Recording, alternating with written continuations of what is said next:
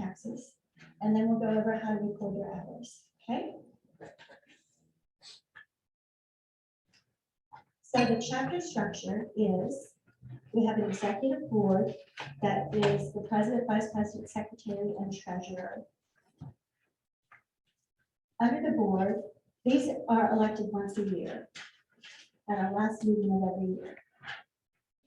We have directors who are heads of committees, and they are the advanced training director, communications, membership, outreach, programming, training class representative, and volunteer service projects. The training class rep will be voted on, I think like on the third or fourth class. Once you've known each other a little bit better, you'll vote for your training class rep, and that person will come to board meetings. Our board meetings are all on Zoom. Okay, this is how you're going to understand your hours. This is actually in your manual. There's a little graph that shows this. So the hours required to graduate, these are all initial training hours that you're getting in class, okay? The hours you need to graduate are 40. Once you hit those 40, you can use whatever's over that as advanced training. In order to receive initial certification, you need 40 hours of volunteer service and only 8 hours of advanced training. We have enough hours built in for you to get more than 8 hours of advanced training this year. So it's up to you to find your 40 hours of volunteer service in order to get initial certification. When you graduate, you're going to get a shirt like this. You're going to get a lanyard. It doesn't look like this one. I made that one. But it has the little dragonfly, and it can hold your name badge. You're going to get a name tag like this. Okay? That's when you graduate. Now, when you certify, you get the enamel pin, beautiful dragonfly pin for when you certify. That's initial certification. Because we're starting so early, it's possible for you to make 80 hours of volunteer service, and that's called double certifying. You would get the enamel dragonfly and this year's pin. For the first time, they've done a pin that's not an animal or a plant. It's the ecosystems of Texas. Very unique pin this year. So getting 80 hours of volunteer service plus 16 hours total for the year of advanced training, you get this year's unique pin. From then on, every year that you do the 40 and the 8, you get that year's unique pin. We never know what the pin is going to be until we go to the annual meeting. They decide and they keep it very hush hush. And it's always beautiful, beautiful stuff. I'll let y'all look at this at break and see all the different choices we've had over the years. I'm sad because I didn't become a master artist till 2014. And before that, they had some awesome pins I would have loved to have gotten, but y'all are here and it's a great place to start. Any questions about this before we go on? Okay, in order to find your opportunities, there are many places you can look. The very first one I want you to look at is going to be our chapter calendar. We list everything on the calendar. What's really nice about it is that at the bottom of the description, when you go to the calendar, it has the VMS code. VMS stands for Volunteer Management System. It's what TPWD uses to track volunteer hours. And we kind of piggyback on that because they are one of our sponsors. Lets us keep track of your hours for classes, volunteer, and advanced training, okay? The website calendar is the first place to look. The second place to look is going to be in the bulletin that comes out once a week and the newsletter that comes out once a month. They take their information directly from the website calendar. So if you're ever like, I don't know where to find that bulletin, it's back there in that email somewhere, just go to the calendar. Our chapter meetings, sometimes we highlight things at the chapter meetings. We don't go through everything on the calendar, of course, but there may be something where we have a need for people and it's kind of getting desperate, and we'll talk about it at the chapter meeting. And Slack. And I think most of you have already joined Slack. Awesome. So the nice thing about Slack is that once you join a channel, let's say you join the channel for WG Jones, and they're having something going on, and that morning they realize we're 4 people short. They'll go on and put out a blast that says, please join us, we need 4 people today. So Slack keeps you up to date. That's why you're encouraged to join Slack and to pick the channels that interest you, okay? Finding your Slack peeps, guys. So when you get into Slack, all the way on the left-hand side, there's going to be a little button that says more. When you select more, you can go down and it'll say all channels, and you'll select that. When you pull up all channels, it's going to pull everything up. You're going to want to sort it in alphabetical order so you can find exactly what you're interested in. Let's say that you live up in Willis. You're not going to be looking for stuff down at Mercer unless you really want to do the drive, right? So you might pick stuff at Huntsville State Park because it's a little closer to you. So this is the way to find what you're interested in, okay? Can I ask a question? Yes. Does everything go, like, there's one called general, does everything go to general and something else? No. You have to go to, Yes. okay, To there's the no general. one place you can go to see everything. No, what I did is I joined everything, so that way I could see everything. So, general, I think everyone is automatically in general as soon as you join. And you can turn on notifications, so that way if you're out and about and something comes up, there's not a lot of notifications out there because, you know, we try to plan ahead enough so that we don't have people dinging you all day long. That gets super annoying. I know the people who use it the most right now are WG Jones. They'll go on because they volunteer on Tuesday mornings and they work in the pollinator garden. And every day, every Monday, like about 7 o'clock at night, I start hearing things pop up and it's like, are you gonna be there tomorrow? Well, the weather's gonna be bad. I don't think I'm gonna go tomorrow. Okay, let's not go tomorrow, you know? And it's things like that. So that way you're volunteering with people, everyone knows what they're doing. And when you're first volunteering, I remember how hard it was to kind of find a place and find the people that I wanted to volunteer with. This kind of makes that a shorter process for you, okay? So once you get it alphabetized, it's going to look like this. I suggest you all go join the 2023 class, since that's who you are. And that way, if we have a sudden change of venue or anything like that, if we need you to bring something special, we can let you know ahead of time, okay? So becoming part of the chapter, we have a membership directory. This is on one of the pages in your manual. It has a list of how to become part of the chapter.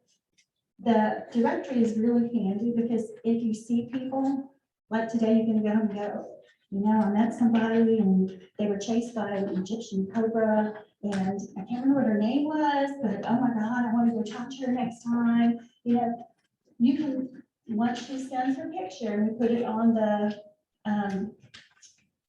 online. Now, this is behind a password protected wall. You have to have the password to do it, to get to it. So you're not going to be out there just for everyone to see you or your email address, if that's how you want to be contacted, or your phone number. It's all behind a password wall, okay? Now, I'm not going to say what the password is. There's a place in your manual where you can write the password. Is everyone on that page? What I'm going to do is I'm going to write it down. I don't want to say it because this is being recorded and I'm going to post it to a YouTube channel. So I'm going to write it on the wall. I'm going to write it on the board so y'all can write it down and you can start seeing who some of our other members are, okay? But I need you all to send me a picture of you. I don't want a picture of you hiking the Appalachian Trail. I want a picture where we can see your face, so that way we know who you are, okay? Don't wear the hat, don't wear the shades. I have somebody in there who's wearing her ski goggles, you can't tell who she is.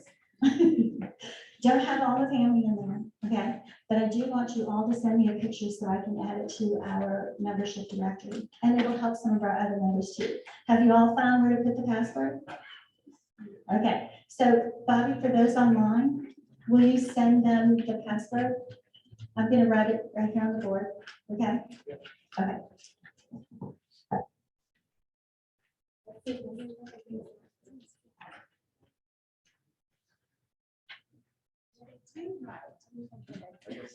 Will someone remind me to erase this when we leave?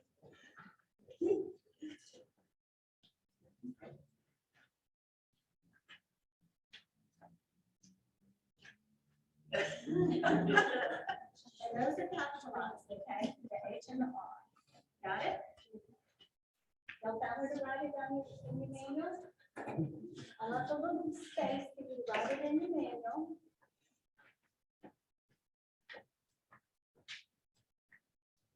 This is our top secret.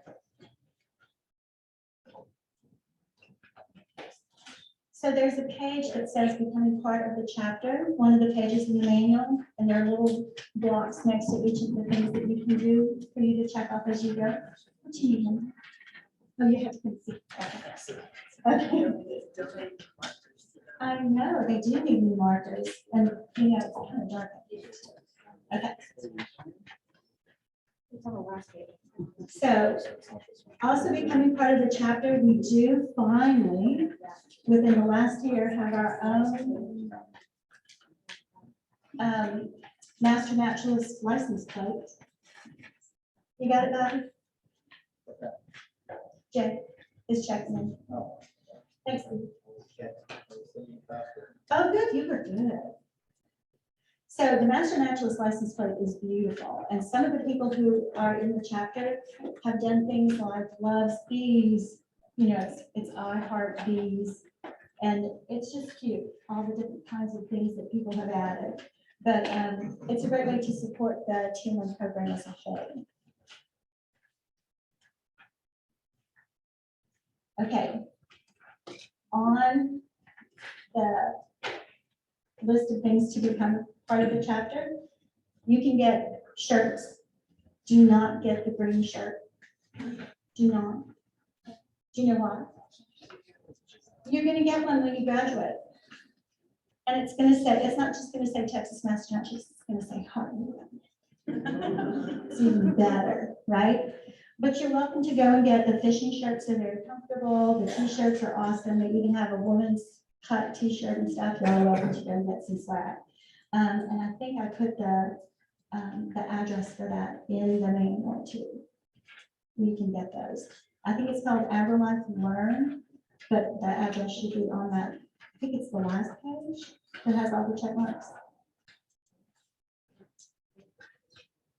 Always record your hours before you forget what, when, and where. Okay? This is very important. Make it a habit if you do it like once a week or something, and you sit down and just do it. It's hard to do it on your phone. It's hard to do it on an iPad.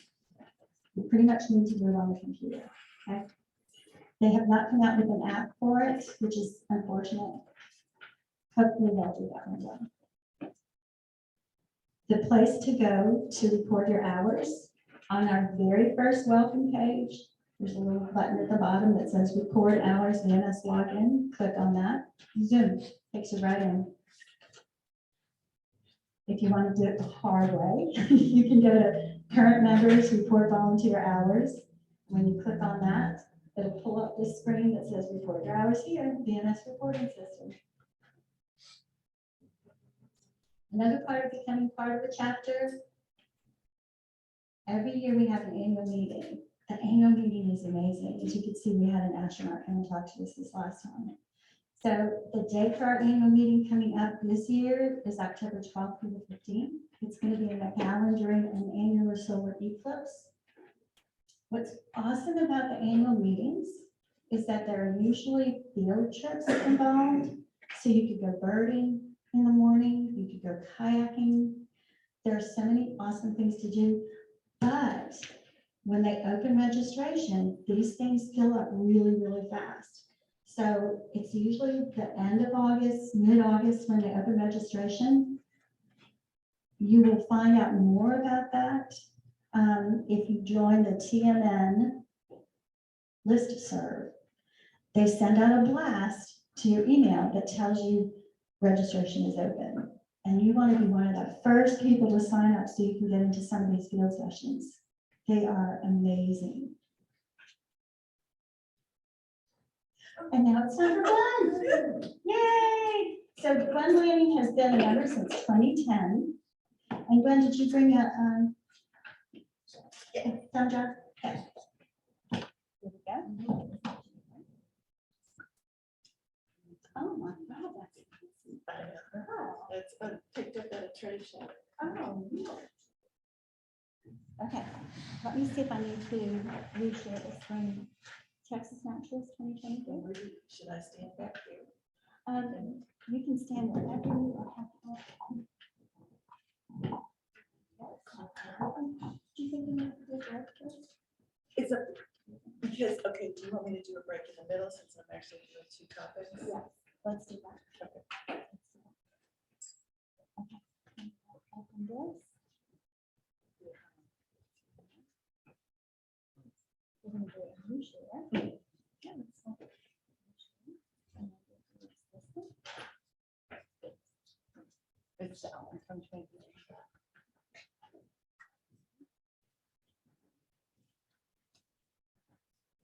Okay, how's that look, Bonnie? Does that look good? Make sure it's coming across the screen. Awesome. Let me hide the flood and media controls and then I need a clicker. the clicker is right here. Well, there we go. Awesome. Everybody, this is Gwen. Okay, I'm gonna be talking to y'all about like the first 3 chapters in the book. It's a lot of information. My name is Gwen Lanning. I've been a master naturalist since 2010. And then I used to work at George Ranch, so I kind of lived in 1830 for 7 years. So that's how I know about the history of Texas. But I'm just an interested amateur. I just do everything I'm going to talk to you about. I have no formal education in, it's just studying on my own. There's a lot of things where a lot of you may know more than I do. So this is to do 2 things. We're gonna kind of bring you on board with the state of natural studies in Texas, how we got where we are, looking at our legacy.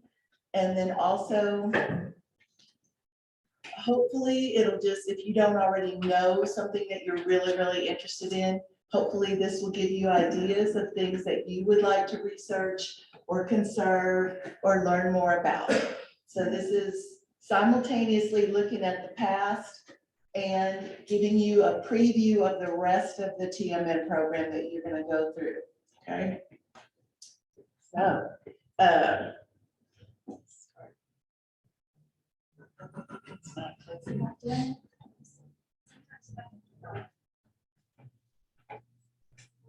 Just takes one little tap.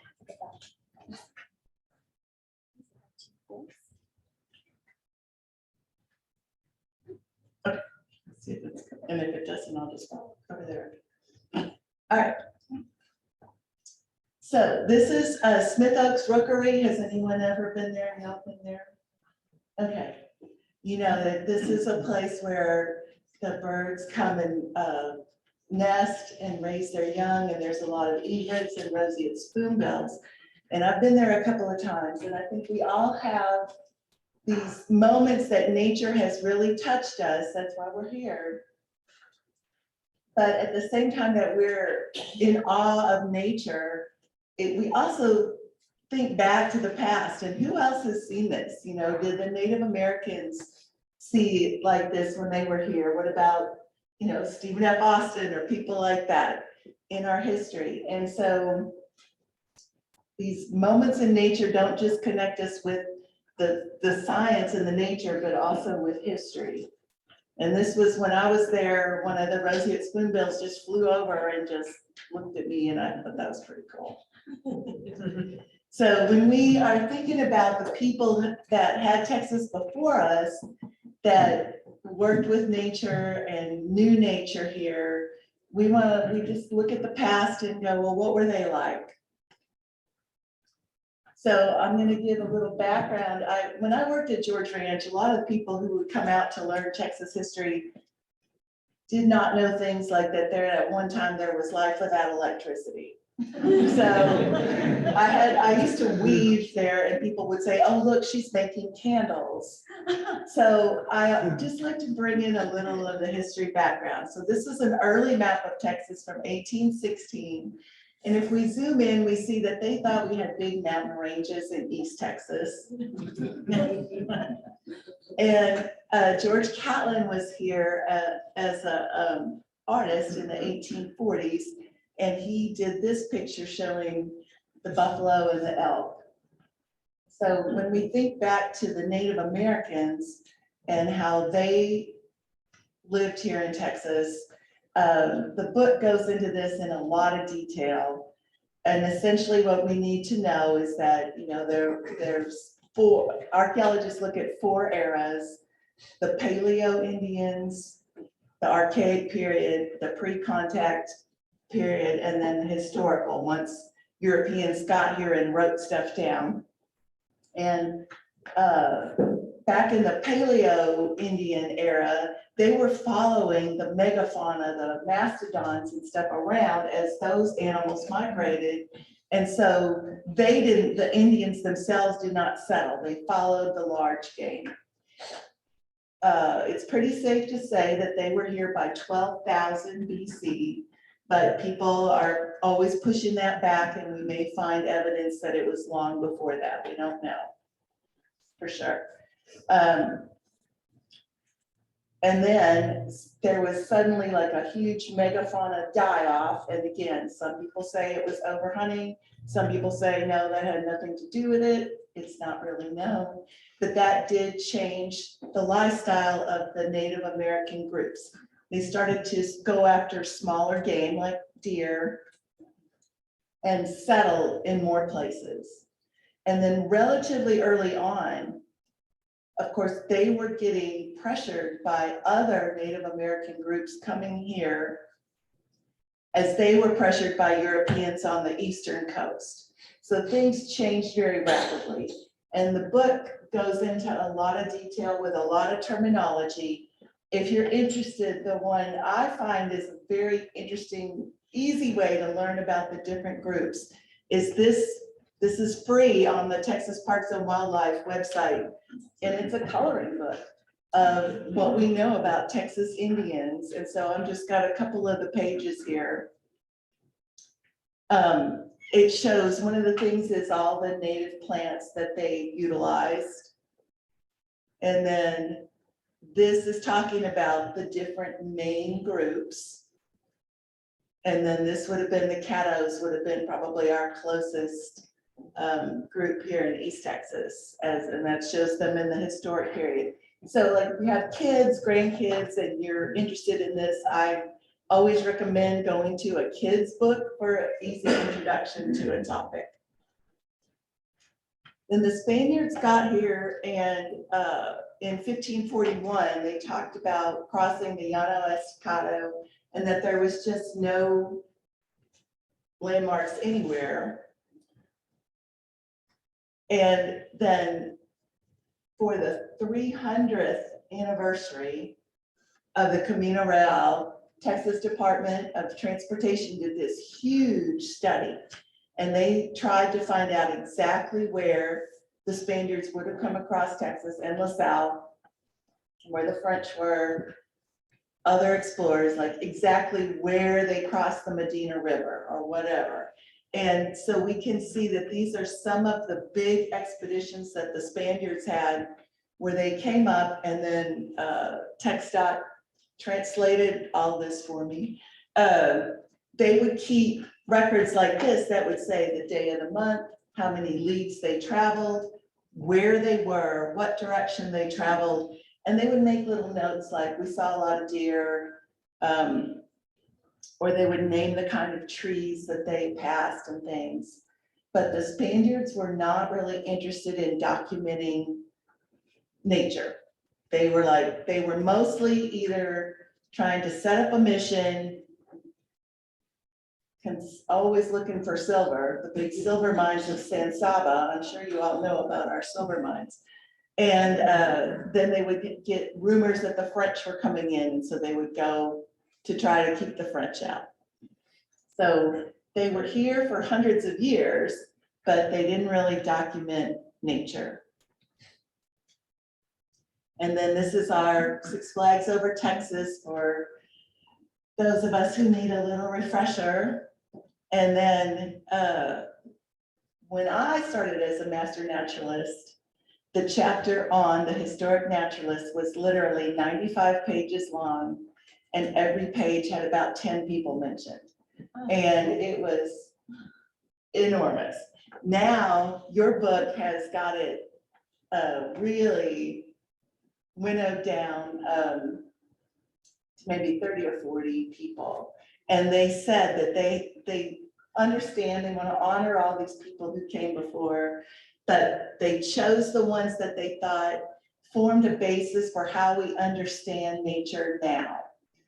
What their contribution was is still with us. Like, for instance, back in the day, there was a very famous book in 1775 saying that the Native Americans were here because they were the lost tribes of Israel. So that's an interesting concept, but we don't use it as a basis for our thinking anymore. So when they wrote this manual, they picked the ones that they thought still provide us a scientific basis. And then this is just like, okay, Lisa, you've been here your whole life, right? Do you remember all this from 4th grade and 7th grade? Okay, we have to have Texas history twice here. So these are just the things as Texas passed through different hands, of course, that caused turmoil everywhere too. So I'm going to start, I'm going to just tell you about a few of the historic naturalists that I think are especially interesting. And I'm just going to start in 1827. So to put you in history, Napoleon has no longer ruled, he's died. We have Alabama is the 22nd state. Beethoven has written his 9th symphony.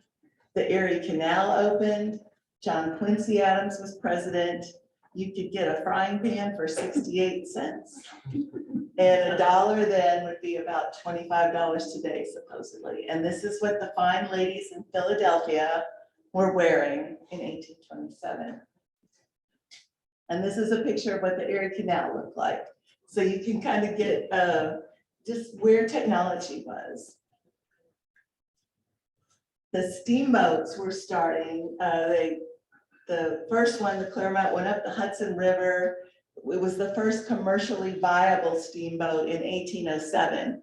And by the 1830s, more than 1,200 steamboats were up and down the Mississippi River. And most of the people that we're going to talk about got here a steamboat from New Orleans to Galveston, and then they came across land after that. As far as trains, this is the Rocket, which in 1829 won the locomotive contest. And so in our country in 1830, the Baltimore and Ohio had 13 miles of track, but it was still horse-drawn. There was no trains in Texas when these guys first got here. And they still didn't have the germ theory. This is a picture showing cholera and its effect on people. And when I first started teaching this part, it was 5 years ago, and I was like, oh, how quaint, a pandemic.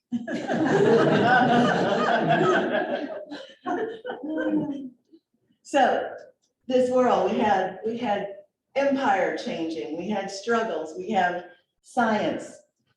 Universities and governments around the world were very interested in exploring and seeing what was going on in Texas. And to find out what was going on, they sent somebody like this. Just your mild-mannered naturalist. And, okay, Mercer people, I'm very sorry. Thought of myself as well-educated, but I did not ever know how important plants were. I thought they were nice. You had them in your hotel lobby to, break up the feng shui or something, But at this time, there was no chemistry yet. Everything that they used, food, fiber, medicine, dye, was from a plant or an animal. And so they were looking for these as resources that they could use for their empire. So they would collect physical specimens, and that tends to take a lot of room. And these physical specimens are still with us today, and they're still very important. This is what herpetology at University of Texas. This is a beetle mania from Harvard. These are some of the specimens at Cornell. So again, this was my ignorance. I thought, well, now that we have photography, why don't you just take a picture of everything? You don't need a physical specimen. But if you look at these tell us something. The ones on the left are from about 1906, and the ones on the right are from 2000 something. So why would the ones on the left be dirtier than the ones on the right? See what? Yeah. And this shows you too, the ones on the right on this case are the older ones. It was the coal-fired plants. Really caused that much soot to be around on the birds. And so now, of course, they can also do DNA testing. They can do all kinds of things with the physical specimens that they could not do if they just had a photograph or a drawing.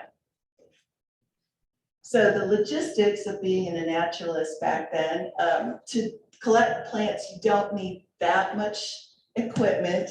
One of the guys we're going to talk about, he found that the best way of scaring off bears was to just rattle his vasculum, his specimen box, and that scared the bears because, back then, if you had a gun, it took you 30 seconds to reload your one little lead ball. It wasn't gonna really protect you anyway, So these are some of the things that they would have to bring with them on their collecting expeditions. They would need absorbent paper. Thomas Drummond, the same one, he had 2 tons of special paper shipped from New Orleans to come here to dry the plants. And of course, they didn't have Tupperware or anything, so they would have to have glass jars like this. This is, we're going to talk about this guy, Berlandier, and those are the little cochineal bugs that live on prickly pear cactus that give a red dye. And that was his sample. So, of course, today, well, you all have iNaturalist. Back in my day, we just had nice little color pictures in the guidebook, and we would go get a plant and then flip through all the guidebooks and see if we could tell what it was.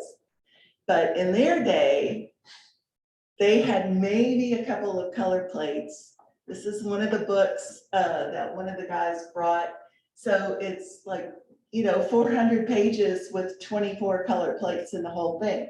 They would study before they came and have to learn all these plant families and remember them. And then when they were out exploring, they would have to go, okay, did I get a sample of that plant yesterday? Is this plant different than the one I got yesterday? Are they related? They had to remember all that kind of thing. And they didn't even have a system of notating color. So if you wanted to say that a certain plant leaf was a weird color of green, are you gonna say it was duck green, olive green, grass green? And so this is one of the early books that they had about color, and I love this one because they painted the little samples in. And then if you were a biologist, a botanist, or a mineralologist, it compared to something you knew. So it would say, you know, this, it's the neck of the eider drake is this color. Oh, yeah, I know that color. And then, of course, you have the problem of pressing and packing these things and taking them with you when you're traveling in something like that. And then you're not from Texas, you don't know, you just camp someplace that looks great. And the next morning you wake up and it looks like that.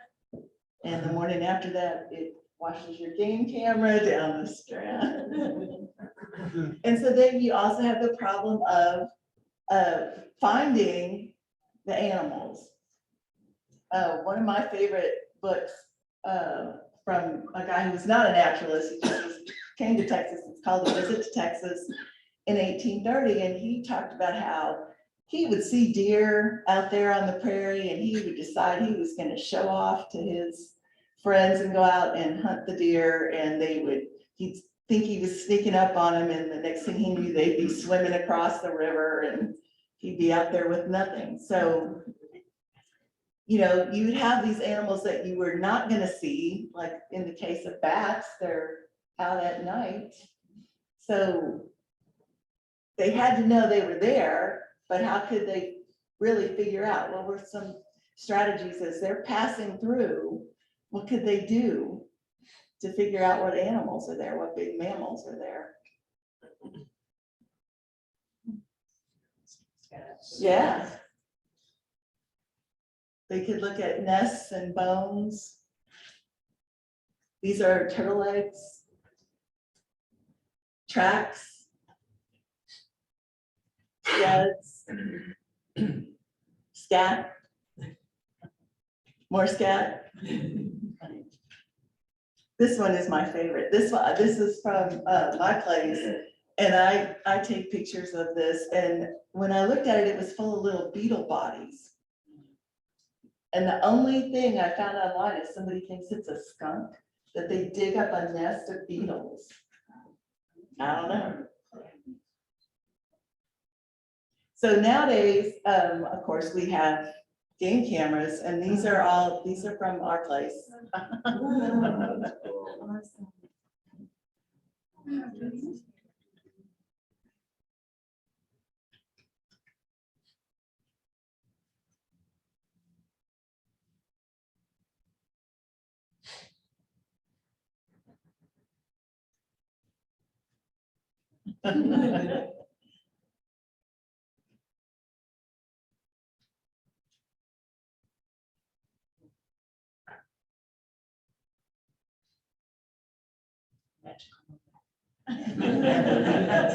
Photoshop.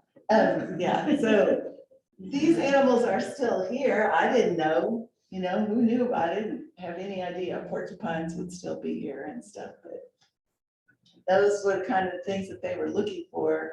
And we've got the ability to track them virtually. All right, so back in 1816, the first naturalist I'm going to talk about is Jean-Louis Berlandier. And he fit a pattern that a lot of these guys fit, in that they were educated somewhere in Europe or the East, but maybe they were young, they were single, and maybe some of them didn't quite fit in. And so when an opportunity would come up about, hey, let's go to Texas for a couple of years and walk around by yourself, everybody would go, I know who needs to go. It's Mr. Berlandier. So he went, and he was here in 1820s, and so Texas was still part of Mexico. So he actually went in to Tampico at the time, and then he had to just stay there for a year while the money for the expedition was raised. And he mapped wherever he was, and he was coming up here for the Mexican Boundary Commission. So they were trying to figure out where should the boundary be between the Sabine and the Red River. And he got 55,000 dried plant specimens, and he sent them back to Switzerland to Mr. D. Kendall, who was the big guy who had sent him here. They went, oh yeah, they went through Laredo and they came up here, really to, almost to Anderson, where he got sick. I cross Holland Creek a lot where he was, and I always think of him when I cross. And then he got malaria and he got sent back to Bayard, and the rest of the group went on to Nacogdoches. So he sent back all these specimens, 2,320 plants. And back in Europe, the people get his collection and they pass word like, well, I don't know, that really wasn't so great for the money we spent. So he's like, it's hot in Texas, like, I had a tough time. So he just stayed. And he stayed down in Matamoros and he worked as a doctor. He married a Native woman, he had a family. And then he died crossing a flooded river in 1851. And at the time, an Army officer was aware of his collection and bought it. And then most of it was resold to the Smithsonian. So these are some of his drawings. He was also very unusual in that he was very interested in the Native American way of life. He knew it was already changing, and he documented a lot of that. This is all the categories that we have his data in. I mean, he wrote down what the color of the sky was every day, and the temperature, and the rainfall, and all kinds of things. And this is at the Smithsonian and Harvard, but very little of it has still been digitized. Is that the one you're working on? What? Is that the one you're working on? Because it's not digitized yet. And these are one of the plants that is named for him, the green eyes, and the Rio Grande leopard frog, and the Texas tortoise. Okay, so now we're going to come up into the closer to our time, 1830s. This is a map that Mary Austin Holly did in her book. So she was a cousin of Stephen F. Austin, and she wrote a book about the history of Texas. And this map is showing which leagues of land were assigned to certain people. So these impresarios had the right to bring in colonists. And then the deal was, if you came to Texas, you had to agree to be Catholic, you had to agree to speak Spanish, you had to agree to be loyal to the Mexican government, and you had to agree to not have slaves. And of course, everybody that came in broke every single one of those rules as soon as they could. But the impresarios were paid, like, for every 5 colonists that came in and lived here satisfactorily, the impresarios would have been given a league of land for that.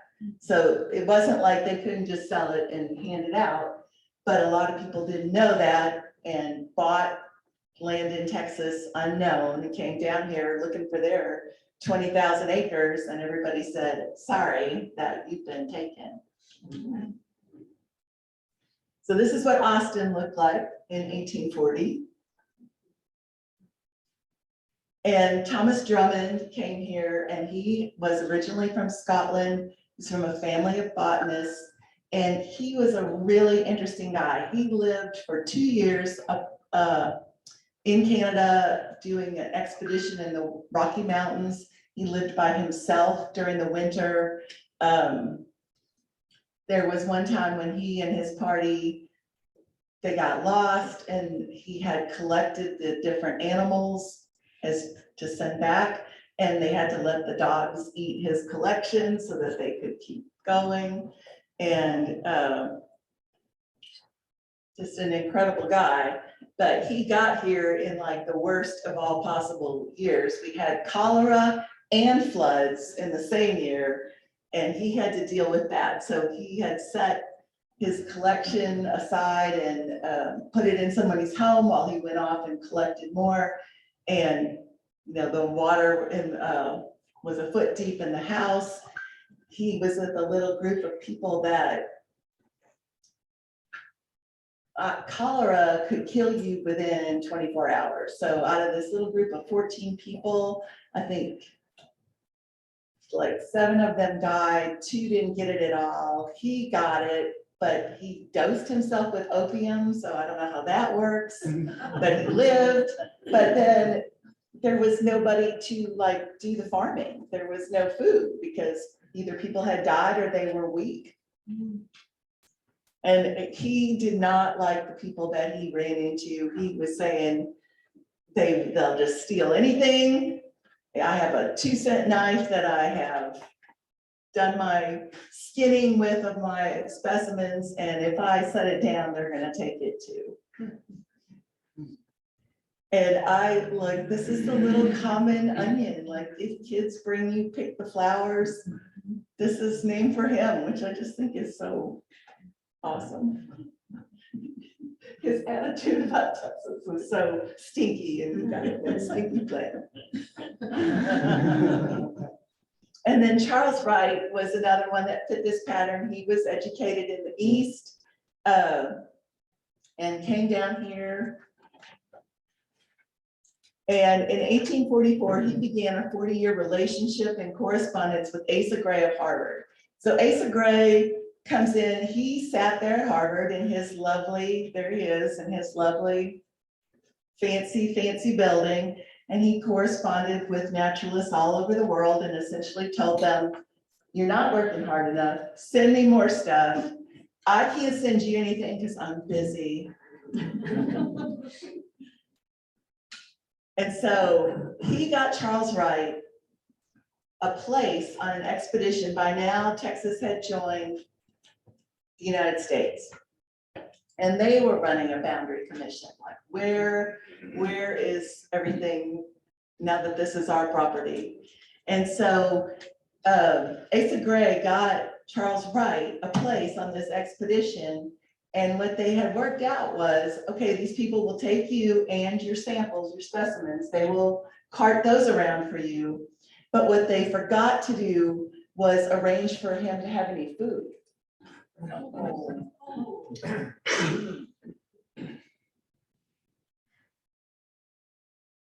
Shannon Rock. This is what their camp would have looked like. This is the kind of territory they were walking through. And so we have all of Charles Wright's letters that he sent back. There's like 700 pages of them. And all of this is digitized. If you don't know about archive.org, this is where you can find all these primary sources. So we have all these letters, and in all of them, he's complaining and he's saying like, okay, the regular soldiers won't let me eat with them because they don't have enough for themselves. The officers will say, well, you know, we wish we could let you eat with us, but if we did, we have to give food to everybody who comes along. So he was like, I don't know what you want me to do. If you would send me some money, I could get my own wagon and go at my own time. These people all just wish I was at the bottom of the sea. They're horrible. He finally found the doctor who let him share the food, the mess with him. And the doctor said, well, I'll provide the food if you cook it. But then he writes to Asa Gray like, oh, the doctor just says, well, there's not enough coffee there to fill a mosquito's eye. You know, like it's too hot, it's too cold, it's too raw, it's too burnt, you know. So Charles, when you read all the letters together, it's like he was complaining. He didn't know if any of these letters were going to make it all the way back to Asa Gray, and he had nobody else to talk to.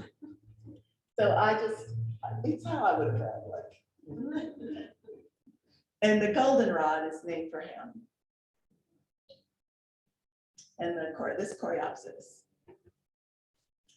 Now, a lot of people also came here who did not fit this pattern of educated in the East.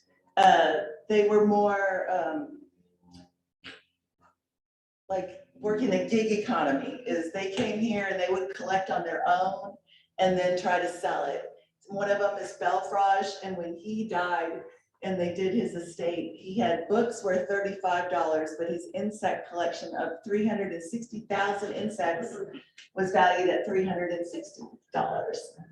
And then Highland Pro, this is his collection.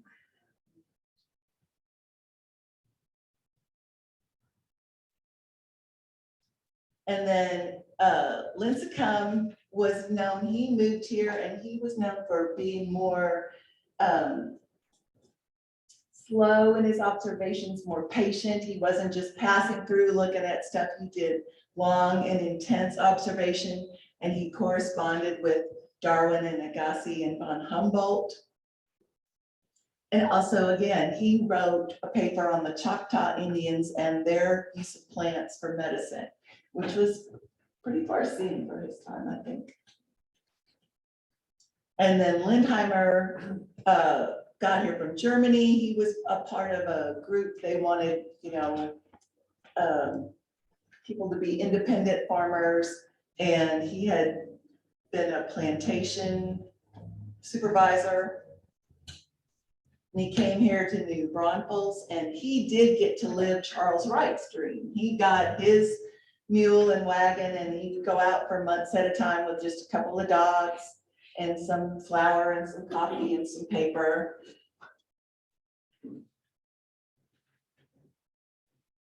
And the prickly pear is named for him.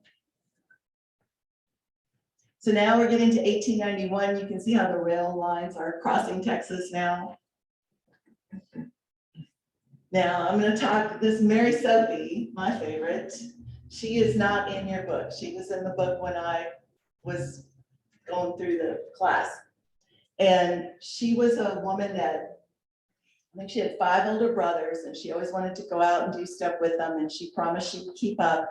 And then she became a professor of botany at UT, and she would take people out on collecting trips around Austin. But in 1914, she wanted to go out to West Texas and collect out there. And she was about 42 years old. So of course it wasn't proper to let a woman go by herself. So one of the other professors at UT, Benjamin Thorpe, he said, well, my brother Carrie is kind of getting in trouble. He's 19, we'll send him with you and he'll keep you safe. And he can study his math while you're out collecting. So they went out, and they, by this time, people did not necessarily know how to work with mules and horses and stuff anymore. They bought a couple of young donkeys in Marfa, and then they had to learn how to deal with them. And that's the Marfa courthouse. It's still, that's how it was when she was there. This is the kind of territory, that's the view from the roof, from this upper level. And that's what she was going across every day. And that's where she was. She was in Marfa, and she went all the way to Candelaria, I think. So this is the kind of territory she was out there in the summer, and she would just take like an apple, and she'd drink out of the stock tanks, and she would just go and find plants.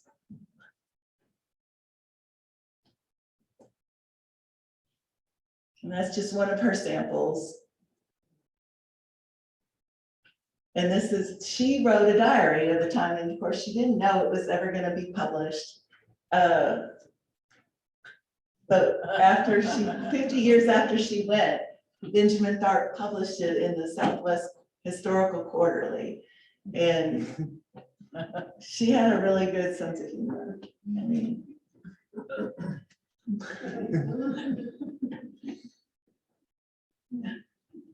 so also by this time back, well, I'm sure in Texas too, women decided that to be attractive, they should have a bird on their heads.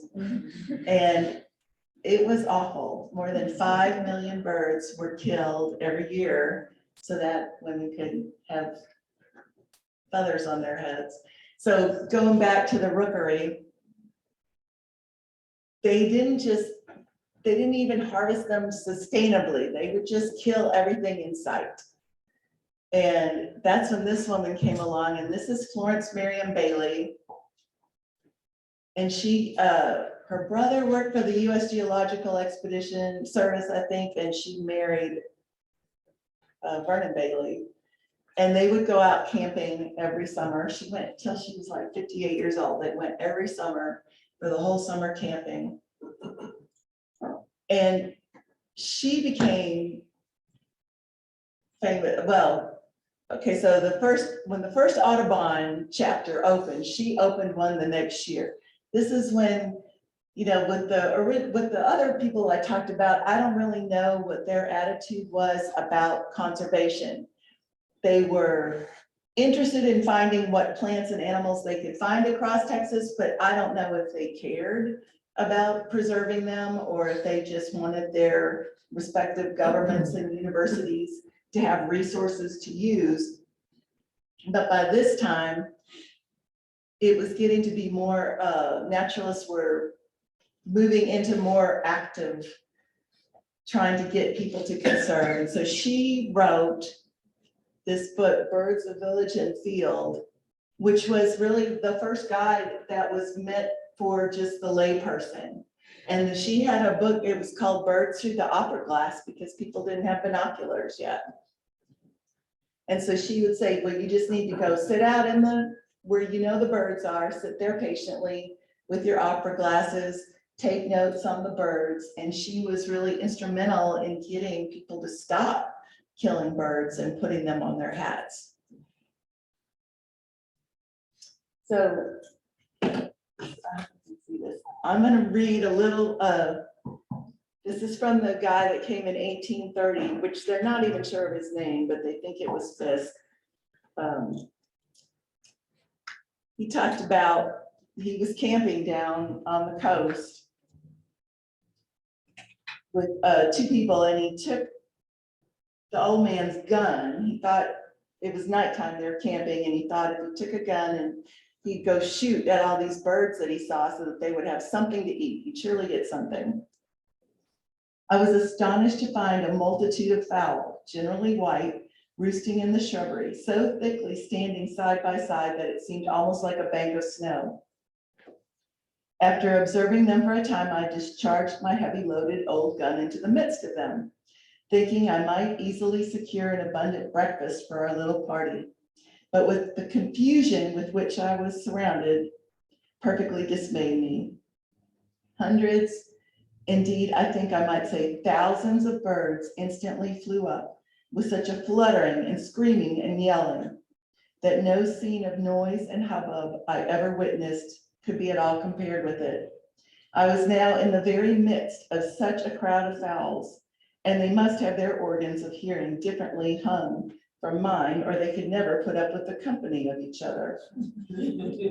After I had recovered from the first stunning caused by their unspeakable din and confusion, I began to leave the spot and was glad to find myself soon in the company I had left, and to hear their voices at some little distance as they gradually ceased their notes and began to settle again upon their roost. And then the next day they go to look at the birds. We proceeded further among the bushes when we found the birds multiplied beyond anything I had ever imagined. Their nests were placed so near as almost to touch each other. The ground was half covered with eggs of different colors and sizes, which had fallen out, and the chattering everywhere was almost deafening. There were multitudes of nests to be seen, built side by side, while on the interior and lower boughs, every spot seemed occupied, which was capable of sustaining the habitation of a large bird or a small one. So we look at that and we think this is a lot of birds, but that is nothing compared to what there used to be. And we wouldn't know if people hadn't gone through and written it down for us. And as we go forward, it's up to us to decide, you know, what we want to do about it. Where we can conserve, what we can conserve, and how we can help everything go into the future so other people can see it too. Oh, okay. All right, these are some of the books if you're interested in this, this one with the really bad cover, Naturalists of the Frontier, it's a Kindle book. It's probably about $5. And it was originally written, I think, in 1954 by Dr. Geiser, and it talks about some of these naturalists in depth. Rural Texas is just handling property properly. We're going to get more into that later. Frontier Naturalist is all about Berlandier. Women in the Field has Mary Sophie Young and Florence Marion Bailey, and a lot of other women scientists that maybe have nothing to do with Texas. And then in the bottom corner is a visit to Texas that I was reading from, and that is available on archive.org. And these are all my sources, if anybody needs to know the sources of anything. That's all. So,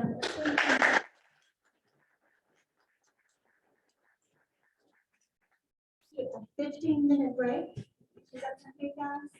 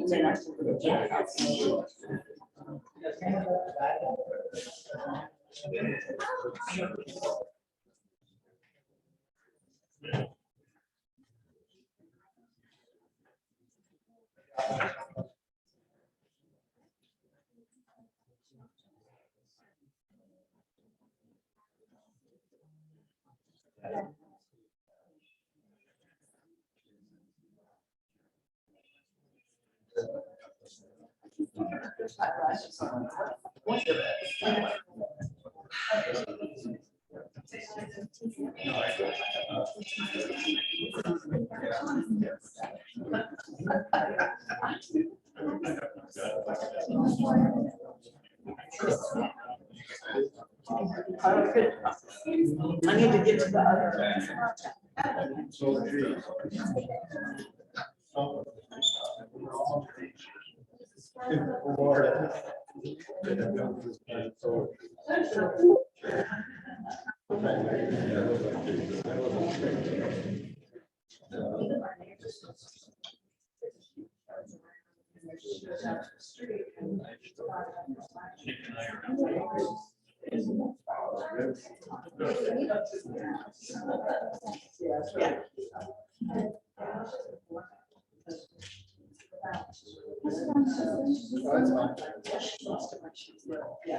Oh, I see. Okay, it's using that camera.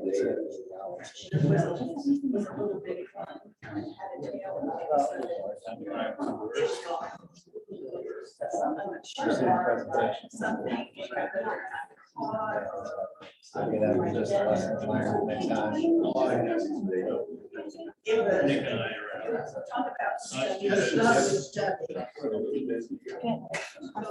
Yeah, very, very.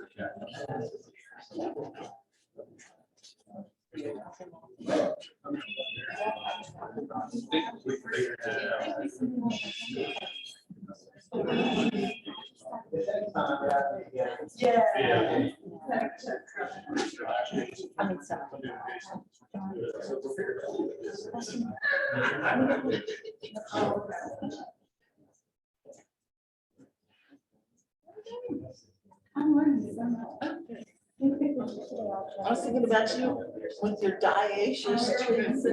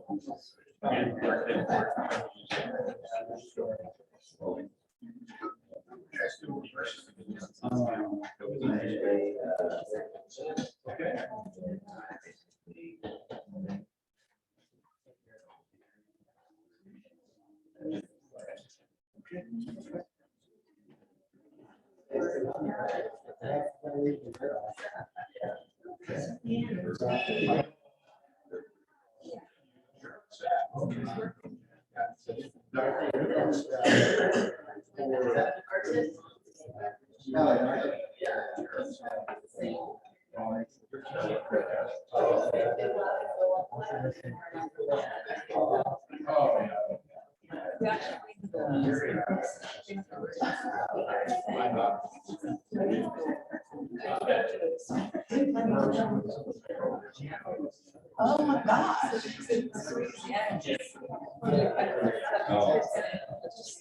Wow.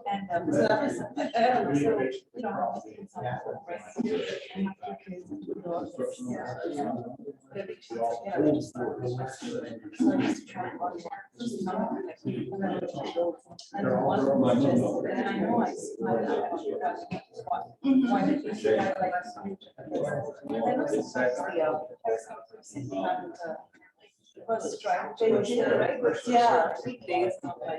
But I didn't translate there and the mom is actually watching. Oh, wow. She's coming in a couple of weeks.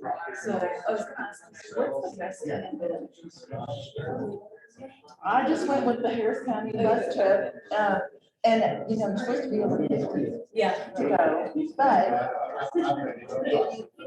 you know, you'll still know, oh, this is the time to go.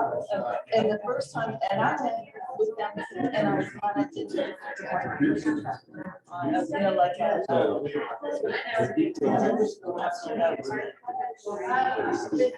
other one, with the lady model. Oh, yes.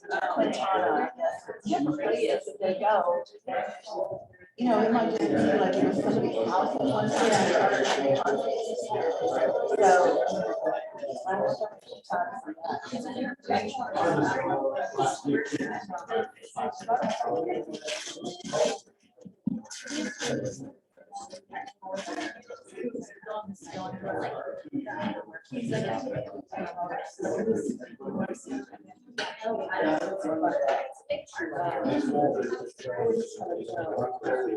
At John's?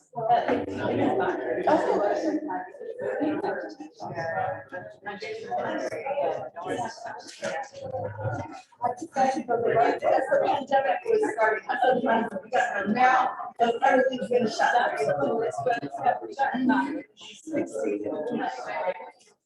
Yeah, and it's down, well, where the. Yeah, but we went, I think it was March of 2020 and.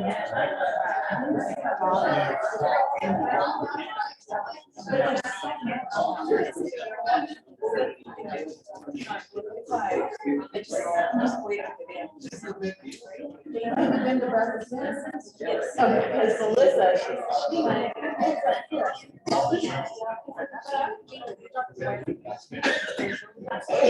no, Breakfast. And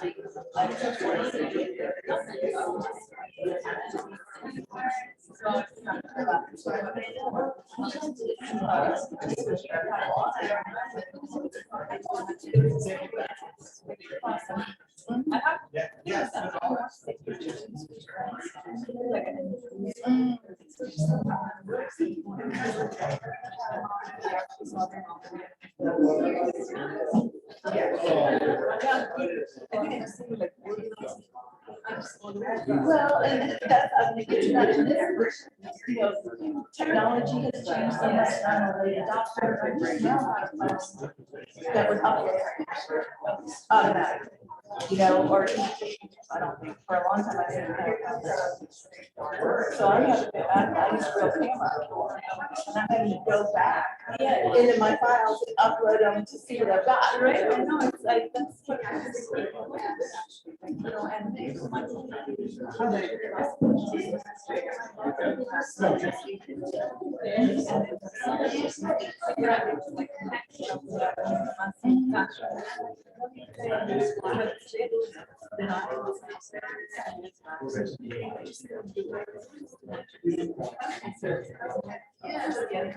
My kids are grown now.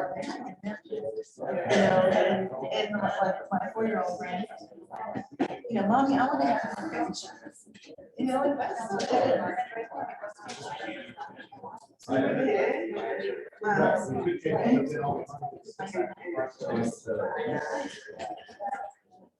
Yeah.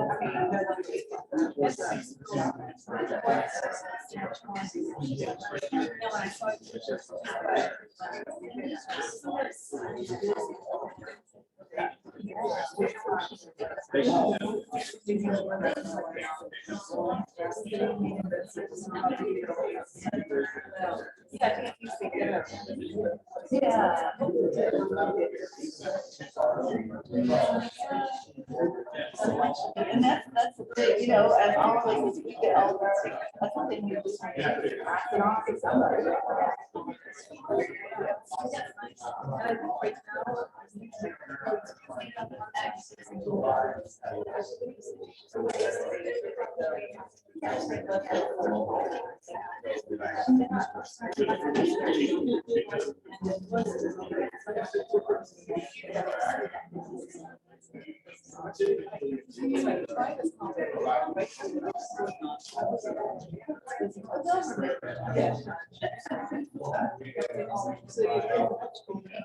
Yeah, 40 and 36.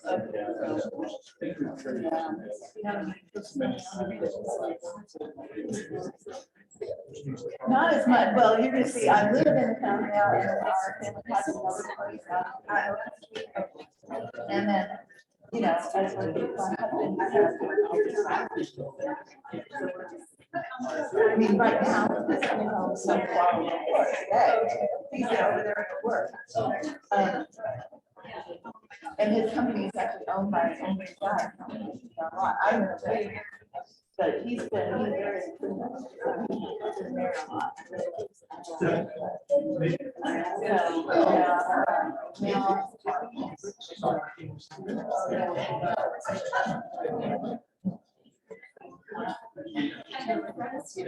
I know.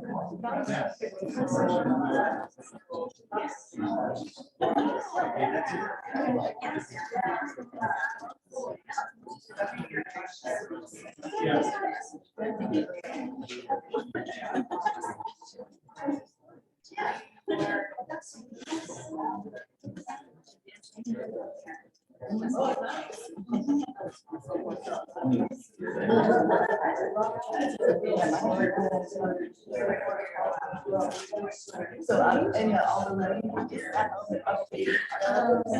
Uploaded, I think like last night. It's just Friday.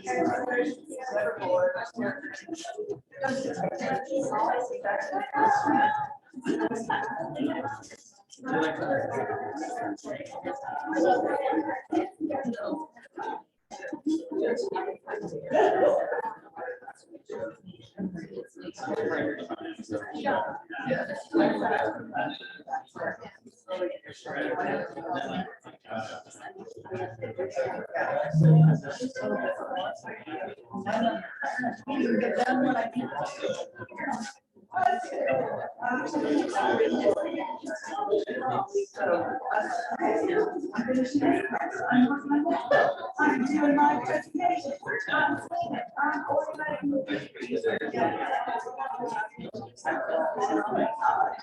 I did one more. I was studying it. I reading chapter 3. Yeah.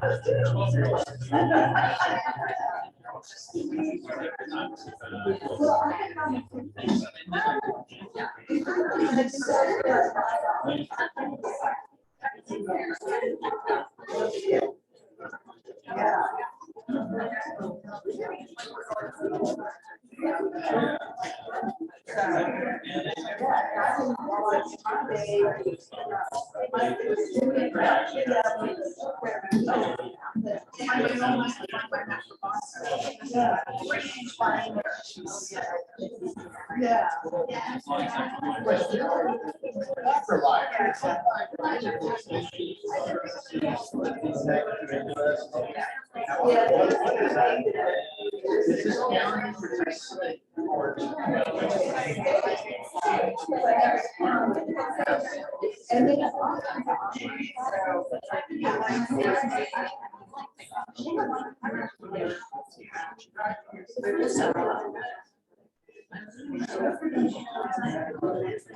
Yeah.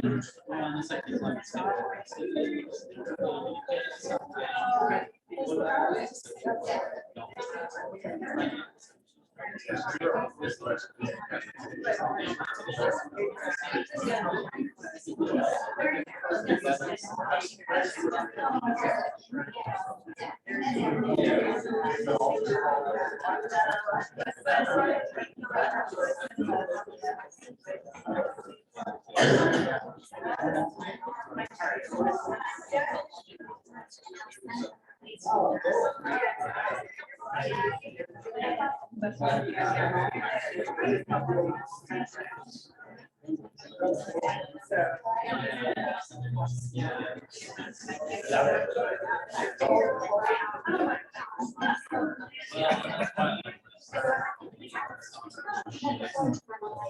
she has some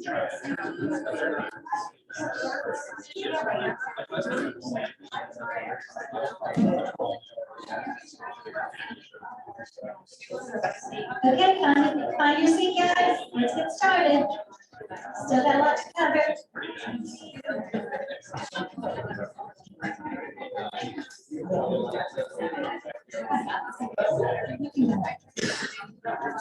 Please find your seats. Let's get started.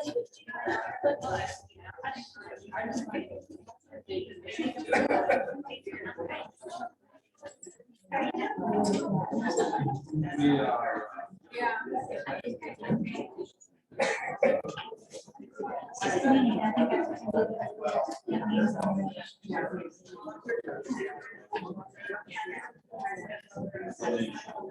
okay, guys.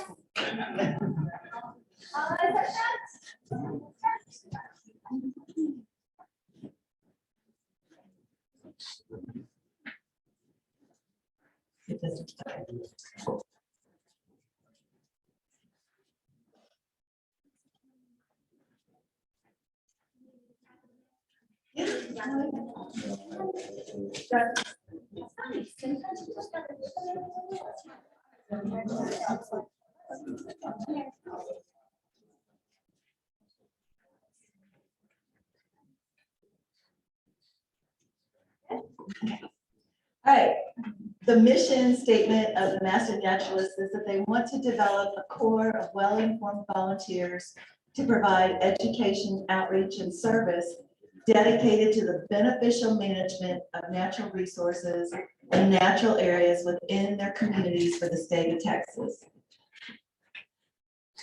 So this is our area, East Texas. Lisa, you're from here. Yes. Who else is a native Texan? Okay. You see the tower right in front? Yeah, okay. I have 50 acres. I have 10 tallow trees. I can't get them all. I'm old.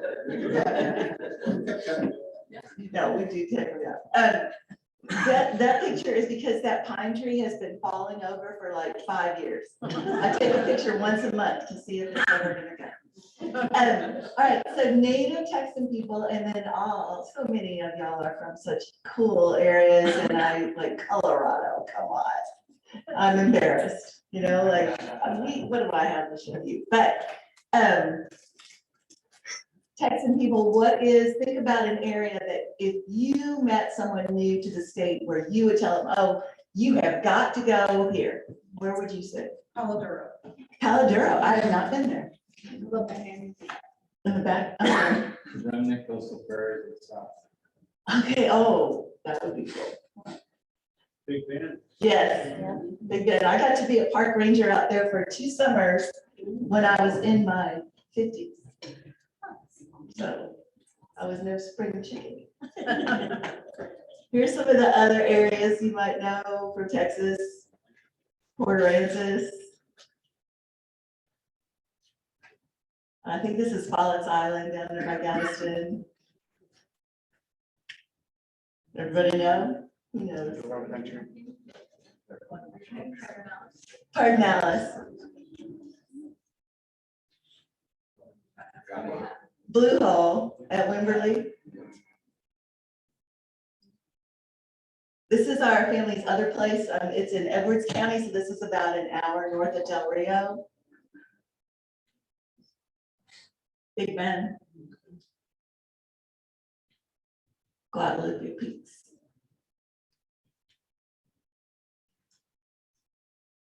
And this is North Texas. Who said Paladero? I have not been there, and I've been through the Panhandle a couple times. Paladero and Caprock Canyon, both places Yeah. right next to each other. So, of course, we have a lot of urban communities in Texas and rural. And when we think about Texas is 95% owned privately. They say 13% of it, I'm sorry, 17% of it is developed and 83% of it is still rural land. It does not seem that way to me. But of the rural population, 1 in 10% live in the rural areas, and less than 1% of them actually own land out there.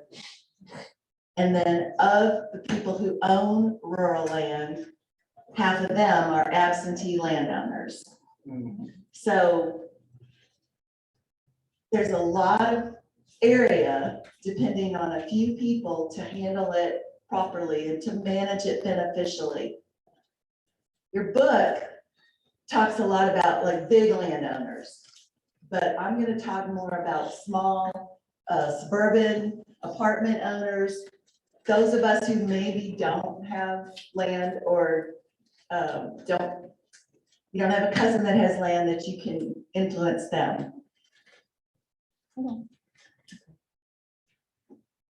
Is it not going? It doesn't show me this. That's weird. We We had that forgot, happen last time. we forgot to change, and you should. Can I see it now, Bonnie? Still showing last? We got it now. Thank you. And you want the copy? No, Yep, we're, that's it. we're right, we're at. Okay.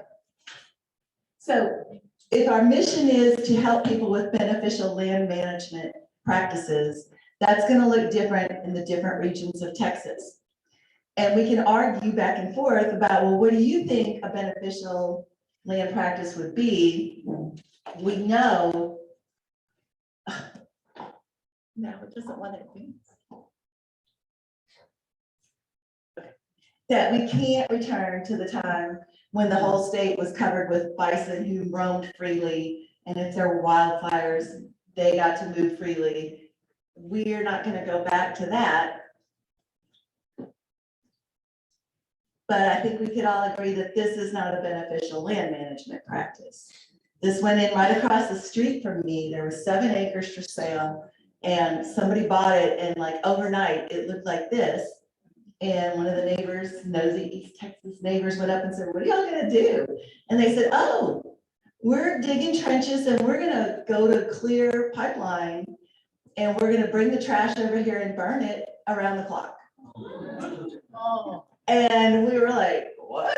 And it turns out that that's not legal in Texas. You are not legally, you cannot bring any material from one property over to another property and burn it. And even though I live out in the northwest corner of the county, and so I guess they thought we were just country people, but we had 2 environmental consultants and a fire marshal living on our road. So fortunately, that all went by the wayside. So, but for the master naturalist, what they have decided our 2 goals need to be are to manage for diversity, a variety of species and a variety within species, and sustainability, using a resource without depleting or permanently damaging it. So I could have a pretty sustainable yard if I planted it full of tallow trees, but it would not be diverse. So that's the two goals that we're looking for. One of the main influences on the Master Naturalist program is Aldo Leopold, and I'm sure you're going to hear a lot more about him throughout the course. But he said we abuse land because we see it as a commodity belonging to us, when we see land as a community to which we may belong. We may use it with love and respect. And the role of Texas Master Naturalists is to begin their studies of the natural world found here in Texas and continue their study of nature by delving into these elements, all while keeping in mind the interconnectedness of the natural world. And I think of this pop song, I know the smallest voices, they can make it major. The little things matter too. So what I'm going to do is kind of walk you through, like I said, I live in the Northwest County. I live on a farm, a timber property that my husband's family bought 60 years ago. And I'm going to use myself as an example, but like I said before, I am no expert on anything. All of y'all probably know a lot more than I do in different areas, but I'm just going to take you through and show you what diversity, what you may find, what should be here in our area, and maybe some areas that you're interested in following up on. So I walk the same little loop about 3 times a week. And this is March of 2017. And of course, throughout the year, that's a month later, that was April 2017. Things look different. And this is my hay pasture. And that's where I saw a buckeye yesterday. They're just there all year long. I've been there long enough. We moved up there permanently 14 years ago. So I have learned where I might find certain animals or plants. And this one, I love this one. It's a buckeye too, but it's so battered, but that was from April. So I don't know if it had overwintered. It looked pretty old. And then we have a pond. And this is a little tiny creek. And down there is where I would find the ebony jewel wings in the right time, and a lot of frogs. And then I go up and I go into our cow pasture. So one of the points that Aldo Leopold makes is that to preserve nature, we don't have to just stop everything. We can still use the same practices that we're used to. Cows can be fine. It just depends on how you manage them. And then I go into the woods. And I know where the red admirals are. And then I might see a hermit thrush, or these winter migrants, the ruby crowned kinglet and the white-throated sparrow. And then I come across the dam and go back to the house. So that's my little loop that I make. So this is just what I saw in 1 hour at the end of March. This was, I think, March 30, 2017. So you have your honeybee. This is a wolf spider with the babies on her back. Little nymph on the courthouse. Little bullfrog. Swallowtail.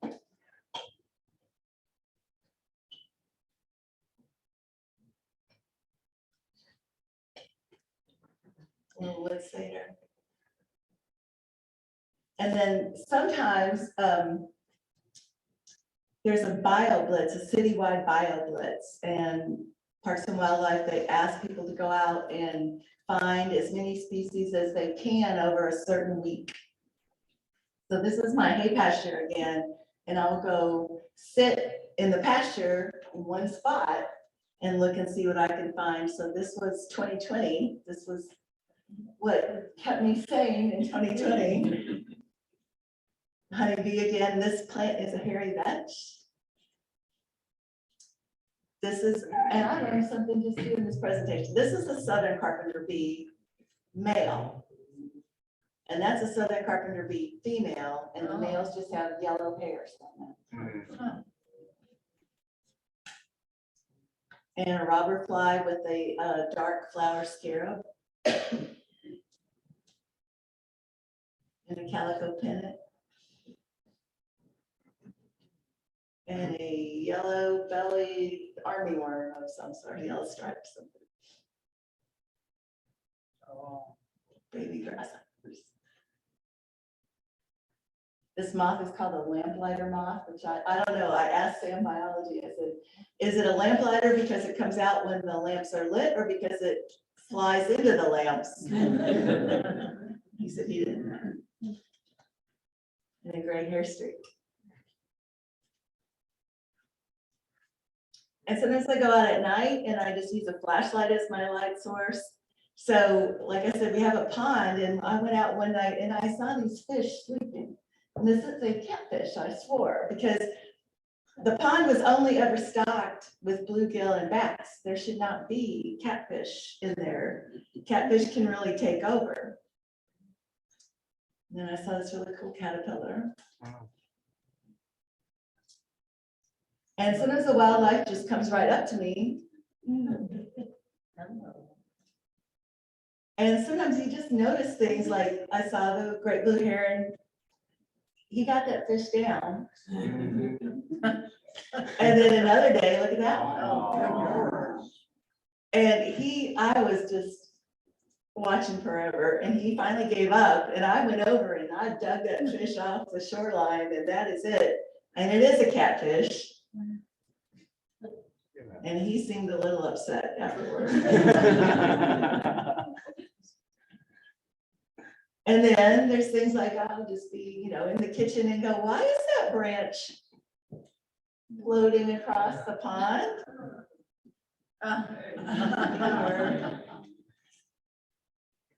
So I saw, we had a beaver back in the drought of 2011. We had a beaver for a long time, but they're usually nocturnal. We could hear them chewing, but we didn't see it very often.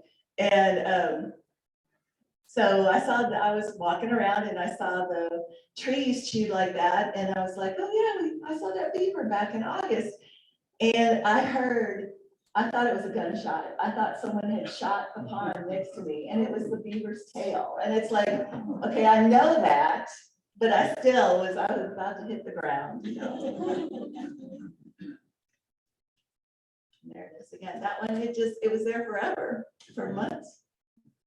All right, sometimes, like if you see where that little red circle is, I would be going up to the barn to take care of my animals and just something struck me about, I think that tree stump looks taller than usual. If you had said, is there a tree stump over there? I would have, I don't know, but it just hit me. And so I went and it was a young owl. And the owl, its parents were both around it and it hung out again for weeks. And so we got really good pictures. And then one time I was like, why is that mockingbird jumping up and down on top of the chicken coop?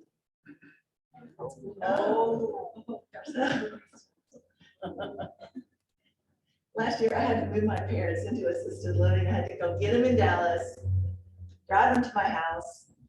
It was hot. It was a mess. Get in the house, finally get them settled. I go out to the chickens and I just, oh, damn.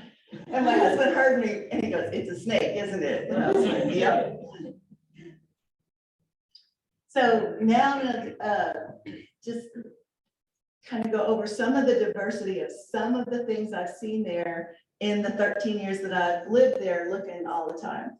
And I just want to, since Melissa's here, I don't get any hours for this. This is just for my own knowledge to learn what's around. It comes in useful if I'm working at a nature event or at a nature center to know things that I've looked up. But because I'm on private property, no matter what I document, I cannot take master naturalist hours for that.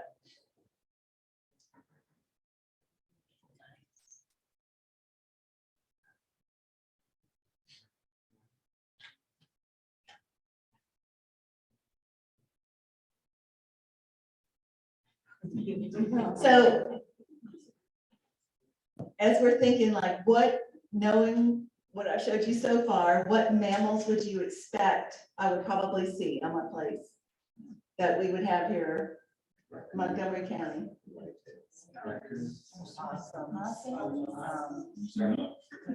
Yeah, okay. I see dead raccoons, possums and stuff, but I've never seen a live one. I see their tracks sometimes. Do you have the rabbits? And the deer? And the armadillo? And the dreaded, his feral hogs. So in the drought, and then again last year, we had otters. So I know that in the last class, there's a girl who like lives on Lake Livingston, and they have tons of them, right? Oh, yeah. But I had not expected to ever see one. And then this little creature, this is a short-tailed shrew. So when I found it, and I only know that because of my naturalist, I thought it was a mole. I thought it was an adorable little mole. These are venomous. It's a venomous mammal, and it has a super fast metabolism, and it has to eat like half its own weight every day. And it can have 3 litters a year, and it's only pregnant for 17 days. And then it has, yeah, it's an incredible creature. And I feel bad. I picked it up for a little bit and put it in the bucket so I could get a picture of it, and then I let it go. But when I read about its metabolism, I'm like, oh, I hope it didn't starve it. All right. And of course, with birds, you probably think, okay, yeah, of course, she sees a nest from time to time. So here's mockingbird nest. But one thing that surprised me was some of the weird places that the birds will nest. This is in our smoker. I was very concerned for the mental health of these birds. But they were fine. That's a Carolina wren. And then I knew that, okay, I have birds of prey, which I used to live in Houston and then Sugar Land. I never saw anything like this, really.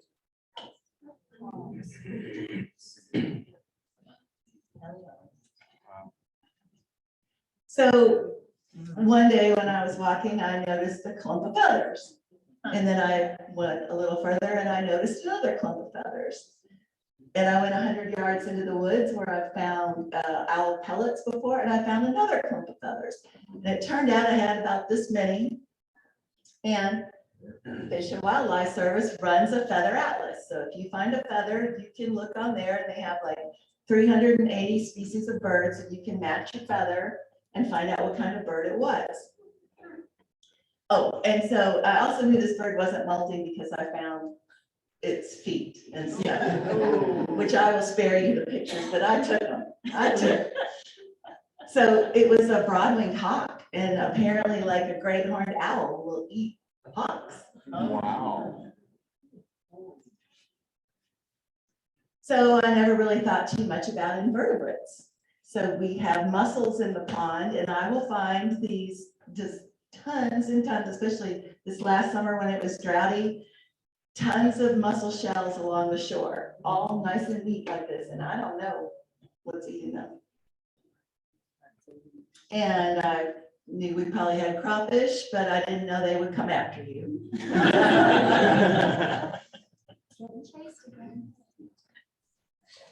And I knew, you know, turtles, we have a lot of sliders.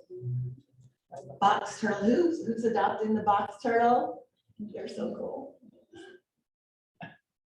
This slider, look at his back leg. He's missing it.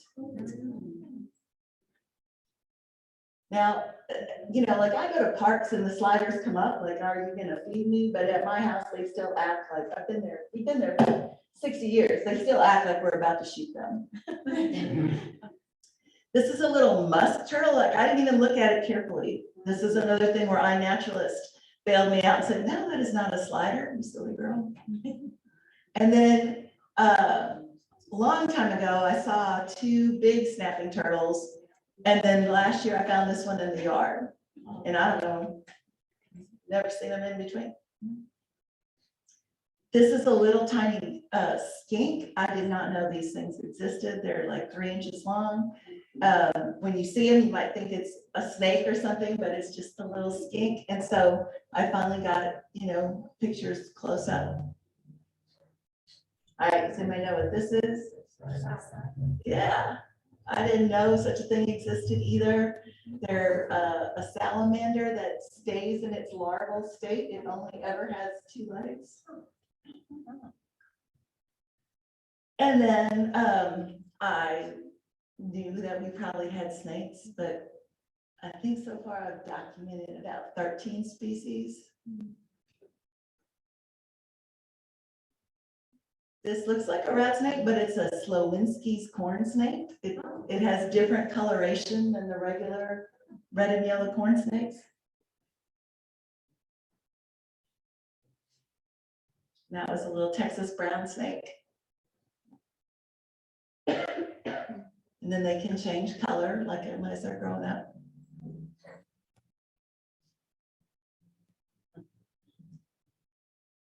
That one, if there's a snake person here, I think this is a broad-banded water snake, like with the old skin and a fresh skin, but I could be wrong.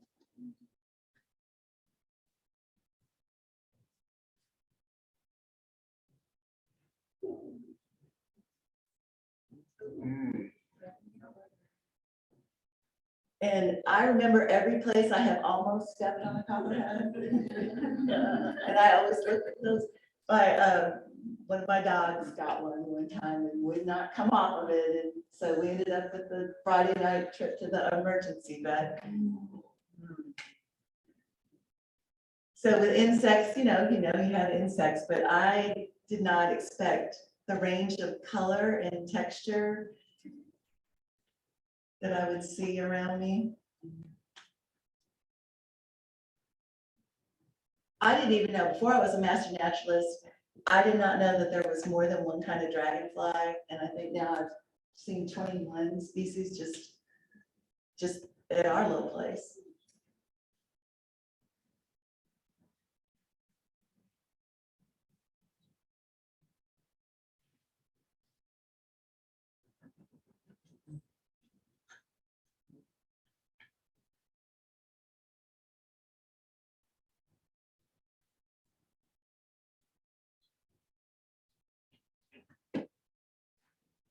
Look at their eyes. It's amazing.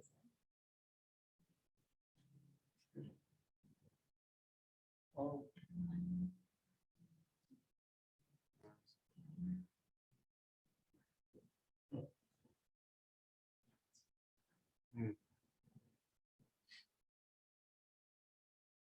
I've enjoyed watching things hatch.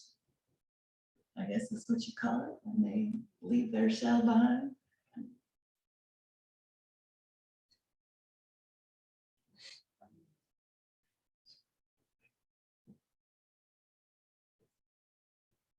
This is how I've been married for 43 years, and this is how I know my husband still loves me. He's like, hey, Glenn, look at this grub I found for you.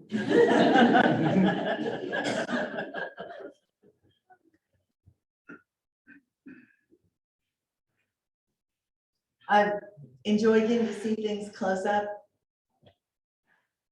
Just unbelievable detail. This is like the battle scars on that dragonfly's tail. Their eyes.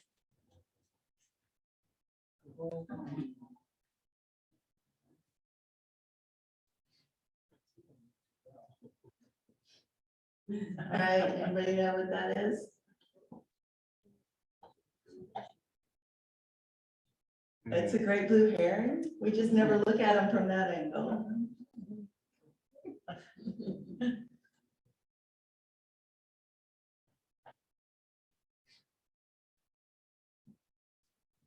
So, like I said, your book talks a lot about managing big pieces of property, doing a lot of restorative work, like maybe bringing back a lot of native plants. I'm kind of a minimalist on that. I mean, like I document what I see. I'm too old to be babying native plants. There, what's there is there. I don't plant anything. But we do try to take good care of it. My husband's put a fountain in our pond that recirculates the water, but we irrigate with that, so, we don't use groundwater. That's our thing. We try to take responsibility for the health of the land so that whether we pass it to our kids, I hope it doesn't become a neighborhood someday, but you never know. Health is the capacity of the land for self-renewal, and conservation is our effort to understand and preserve this capacity. So normally this would be where I have to give you the call to action. What can I do? But I get off easy because you all have 11 more sessions to learn what you can do.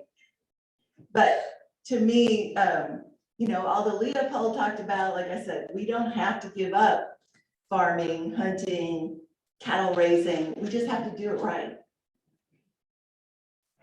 And if you have a place where you can leave something dead for habitat for either insects or birds, that's great. If you can leave a little patch of weeds, wild plants for the wildlife, do Douglas Calumet, are you gonna do? Yeah. Okay. There's kind of a new movement, or that if we all ran our yards properly, we could add another whole national park system to the property that's in the US. And native plants are part of that. The caterpillars that I showed you are providing the way for the larger wildlife to raise their babies and live. So anything you can leave. I was watching a YouTube video last night about, oh, here's the secret garden in Rhode Island, and everything was from somewhere else, and it was just like, oh, great. And even I did this in the fall for the pollinator BioBlitz. This is one goldenrod plant in my yard, and I think there's 9 insects on there at one time. And so, you may not have an area you can walk around, or if you do, at a park, if you can adopt something that they're looking at the alligators, or they're looking at the roseate spoonbills, but you're documenting the insects that are there, or the native plant, or whatever your area of specialty is, that all helps the science community. I know I'm preaching to the choir, but that's what we need to do, is whatever we can do, whether it's just getting our neighbors to not dump their motor oil in the storm drain, or like we have a program where we go to the Ellis unit at the prison and we talk to those guys, and they call their families and they tell them, stop killing the dragonflies or whatever. Whatever you can do helps. This is what I've documented so far. I've had 102 species of birds. I only showed 17, and then that's everything. 56 butterflies and moths, et cetera, et cetera. And people ask, I use this kind of camera. And so that's what you can see, and then this is what the camera can zoom up to. So that's how I see what I'm seeing. And then I try, so I'm essentially taking maybe 3 hours of photographs a week. And then I try to sit down and Photoshop them right then, crop them. and maybe get them on iNaturalist and put down what I've seen. I was a very late adopter to iNaturalist, and so I'm going back with historic stuff I took maybe in 2004 or something and putting it where I was and having them identify it. And that's just been awesome because I'm not good at seeing small differences between butterflies and stuff, but that really helps. So we finished with a dragonfly, and that's it.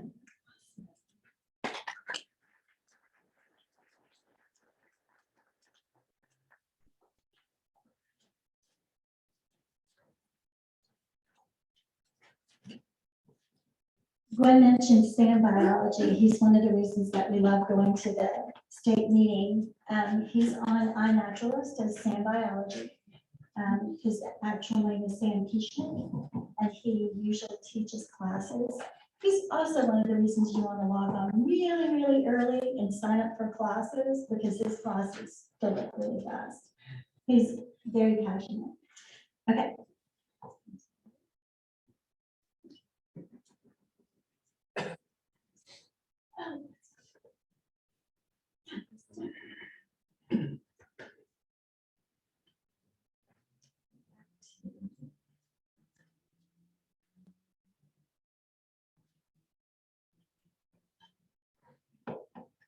Can y'all see that online? Are you seeing Gwen again? Yeah. Okay, thanks, Abby.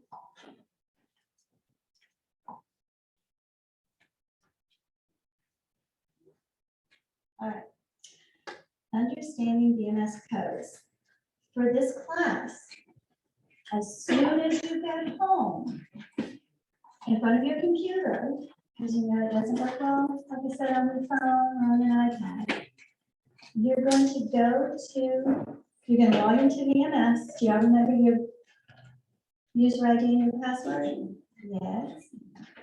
I included a little space in your manual so you can jot it down. Melissa's here. She can help you remember if you have any trouble. You're going to go to report my hours, or report my service, I think is what it's called, report my service. You're going to click on that, and it's going to pull up a screen that looks like this. The very first, yeah, the little caret symbol right here, the little down arrow, you're going to click on that, and you're going to scroll down to see initial training. And you're going to come down, date of class. How many hours did you spend? What did you think of the training? I didn't know they had that on there. Is that new? Where can I run that report? Inquiring minds want to know. Describe your training. This really does help. You know, we have some people who start taking the class and then all of a sudden, for some reason, they can't finish out the rest of it. If you write in here that today was orientation, and then let's say that you, for some reason, can't finish the courses, I'll invite you back next year if you don't finish out. And then you can look to see what classes you've already attended, and you don't have to make those up. Okay? Yes, Bob?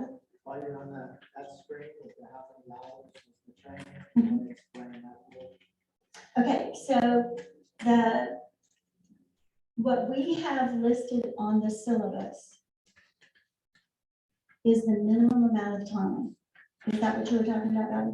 Okay, that's the minimum amount of time you can list, okay? If we go over that, you list that overage. So let's say that I said it's only going to take 4 hours, and you know, I like to talk a lot, it takes 5. You put 5, okay? Good. We're finishing 3. If we finish in 3, you still put 4. Okay, because our plan was for 4. All right. Okay. Another thing about making up hours. If you are watching us on Zoom for any of our classes while the class is taking place, it's as though you're in class. If you have to watch a recording after the fact, you can only make up 2 classes that way. Now remember, we have padded this course with a lot of extra hours. I can't remember how many hours, it's in the syllabus. It's 60, you only need 40, right? So there should be no time when you have to use those 2 other classes, to watch 2 classes, unless there's an emergency. But we want to make sure that you make it. We want to make sure that everyone graduates. Our job is to make sure that you're successful, okay? If you ever have any problems or any questions, then you can email me. You can text Bobby. Usually he gets the text and hands me the phone. I answer the question, he looks smart, and I hand it back because I don't say it's me. Okay. So, understanding the VMS codes. AT stands for Advanced Training. Like I said, you can find that on the calendar. If you go to the calendar, I have it set so that it comes up as a calendar. There's a little box on the side. You can change it to list view. Before you change it to list view, you can select Advanced Training list view, and it'll look like this. It'll just show you every advanced training opportunity you could possibly want. Okay, that's the way you can kind of narrow down what it is that you're interested in, right? These are just a few that are coming up. The advanced trainings are going to be in this kind of peach color on our calendar. For chapter business, you can help with the bulletin. You can help with the newsletter. And at the beginning of every single chapter meeting, we have between 0.25 to 0.5 hours of chapter business we cover. Okay?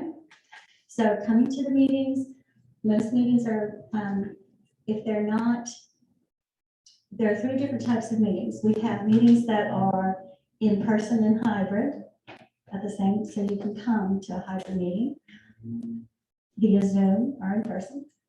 We have meetings that are field sessions, where we actually have field trips to different places. You can come to that. Those are not going to be hybrid. And we have meetings that are all via Zoom. The one coming up in February is going to be via Zoom. Okay, so you can zoom into that. The very first portion of those meetings is always chapter business, right?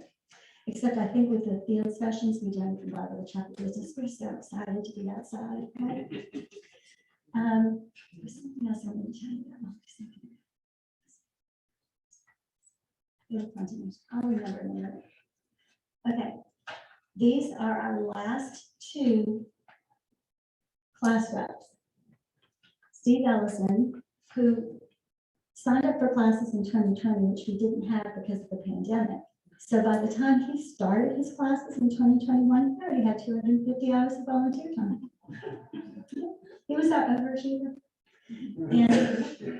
And Nick, who is also an overachiever in that she left us and got a job with Woodlands Environmental Services because she was over there all the time anyway.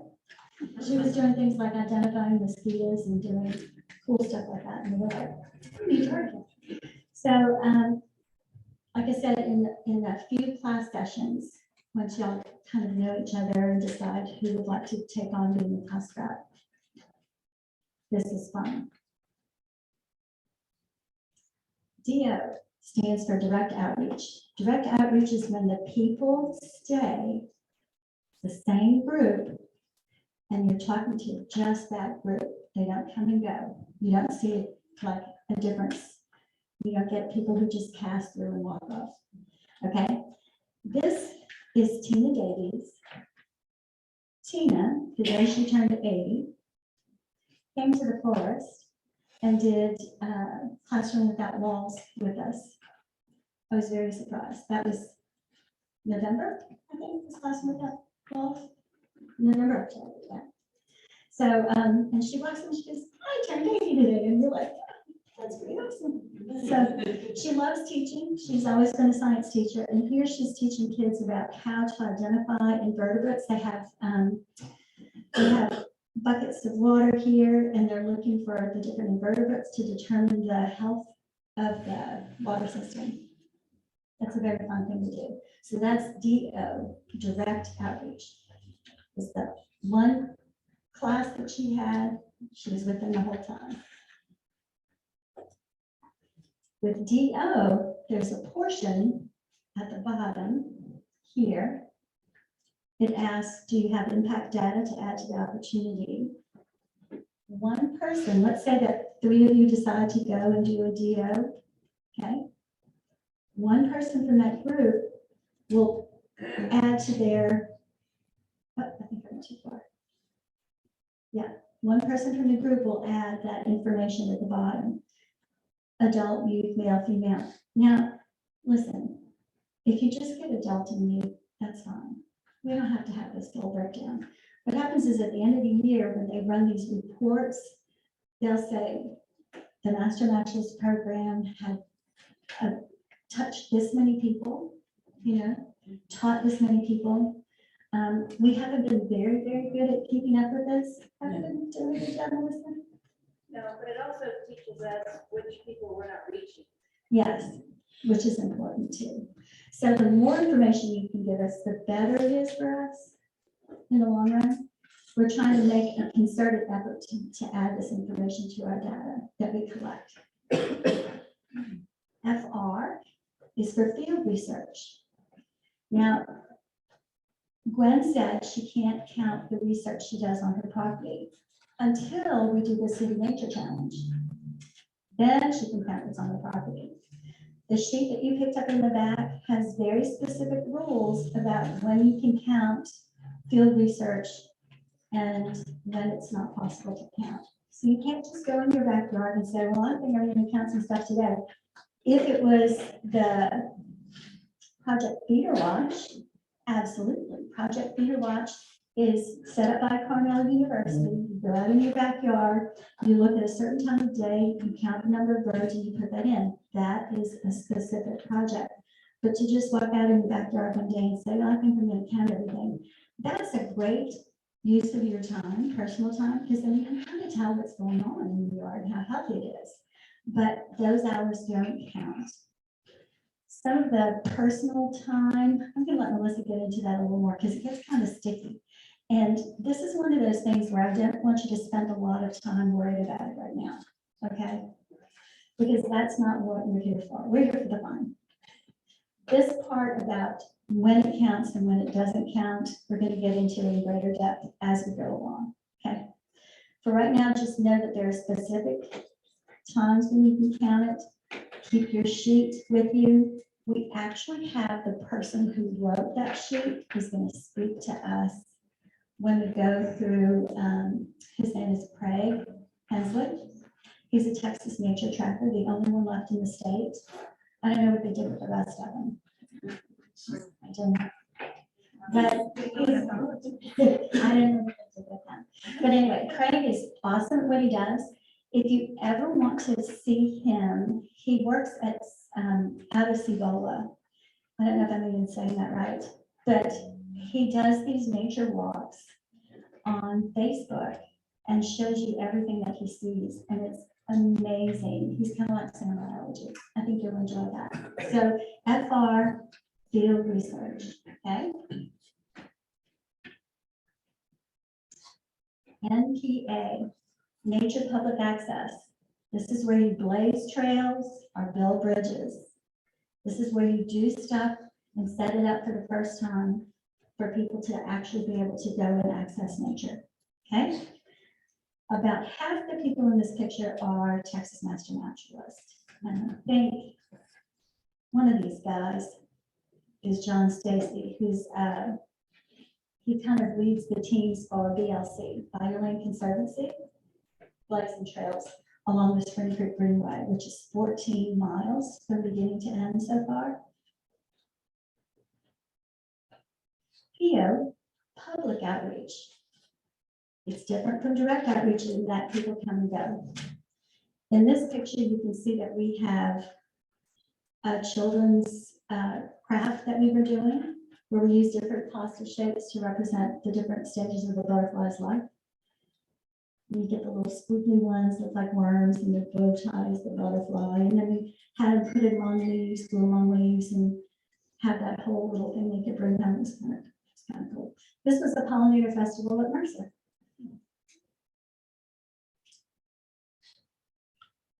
And once again, the impacts information for PO would also be collected. Yes, Melissa. What are the things you can take to those as a little quicker? Take notes? And that way you can count the people that are coming to your booth in general. Should we have clickers in our, We should. okay. Remind me to buy some clickers. We have rolling bins that you can put things in. I'll cover it in more detail when we get to the end of this. But we have rolling bins you can put information to hand out to people based on what kind of tabling you're doing that day. And I'll make sure we have clickers in those. We have tablecloths that say hardwood and cool stuff like that. RM, resource management. Now, doesn't this look like fun? I looked everywhere for this picture because I thought I've got to use this for resource management. People are really going to want to do this. So this is at Lake Livingston. Lake Livingston is one of our favorite projects. Scott Ball, who is a Heartwood member, is on the board for Friends of Lake Livingston. And we partner with the Ellis unit. The inmates there propagate water willow forests. And they found out about the Master Naturalist program through Scott, because Scott was the liaison between Friends of Lake Livingston and the Ellis unit, and found out about the Master Naturalist program and asked if they could participate. And so we go into the prison and teach them this program. And that's what Gwen was talking about. So she goes in and teaches them about land ethics and master naturalists, and I go in and teach them about bugs. It's very fun. So, and it's amazing what an impact it has. So that those guys do the plants. One of the high schools, I think they had 4 high schools recently go out and actually plant the water willow to, because the water was so degraded in Lake Livingston. And they found out that by planting these plants, it would affect that water positively. So lots of master naturalists in this picture. Our vice president is right here, Ms. Darla. Here's our web person, Carolyn, her husband. Okay, TG stands for technical guidance. Now, I have a master's in library science, so I'm qualified to go in and do libraries. This is Mercer's library, and I catalog the whole library for them. So, yes, and your Boy Scouts made things for the shelves, because the shelves weren't made for books. So, so technical guidance is when you have an expertise that is not something that it's a special expertise that you can share. And then that would be TG, okay? There are other examples in your manual about all of these. Now it's time for the pop quiz called Guess the VMS Code. So these people are they're at Friends of Texas Wildlife. And they had an open house where people could come and go. What's the VMS code? Still so good already. Okay. This is Gerald. Gerald is one of our master naturalists, and he is teaching the junior master naturalist program. Those kids are with him for about an hour or so. They're about to do some dip netting to determine the water quality at Kickerville Initiative Preserve. What is the VMS code for Gerald? Yes. Yes. We're so good at this. Okay. This group of people is actually in the woodlands. We have a huge invasive problem with the with the air potato. And they go in every year and they try to make inroads, and it's a never-ending process. So it's called the Invasive Task Force, and this little woman Kathy here heads that up.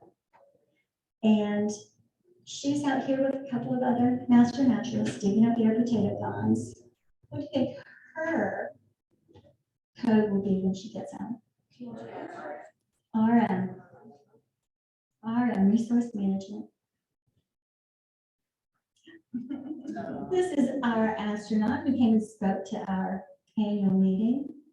What do you think his code is going to be when he gets home? TG, well, it could be TG. It could be DO, could be DO. Because he's not really teaching us anything about being an astronaut, but he is sharing with us how important the Master Naturalist program is to him. So it's a little more like DO. Okay, so I'm sitting in the audience. What's my code? Yes. See that, Melissa? You're not going to have a single problem. Okay, this is a board meeting. Don't we have fun? We have fun at board meetings. We're a happy crowd. Okay, so what are all of our codes? CB, chapter business. We're doing the business. This is checking. It's an early detection system for invasive insects. So there are different kinds of pheromones that we put in those little buckets. And insects are attracted to that. They fly in and they filter down to the little white bucket at the end. And after a couple of weeks, we go and check that bucket and dump it out and we send it to the state. What's our code? Right, field research. And now it's time for Melissa. You ready? Covered it all. This is Melissa. Now, she looks stressed right here. Okay? I need a new picture of you, Melissa. Because she's really not that stressed in real life, right? Everybody knows the coach. That's right. Do you need to change it? Yeah. So what I'm gonna do is log in and just log a few things, and if y'all have questions, I can help y'all with any of that. Have y'all been looking at VMS and going through the codes online? Good, I know I talked to a few of you, and you got your books, I'm like, go look at it, go pull them all up, see what you think.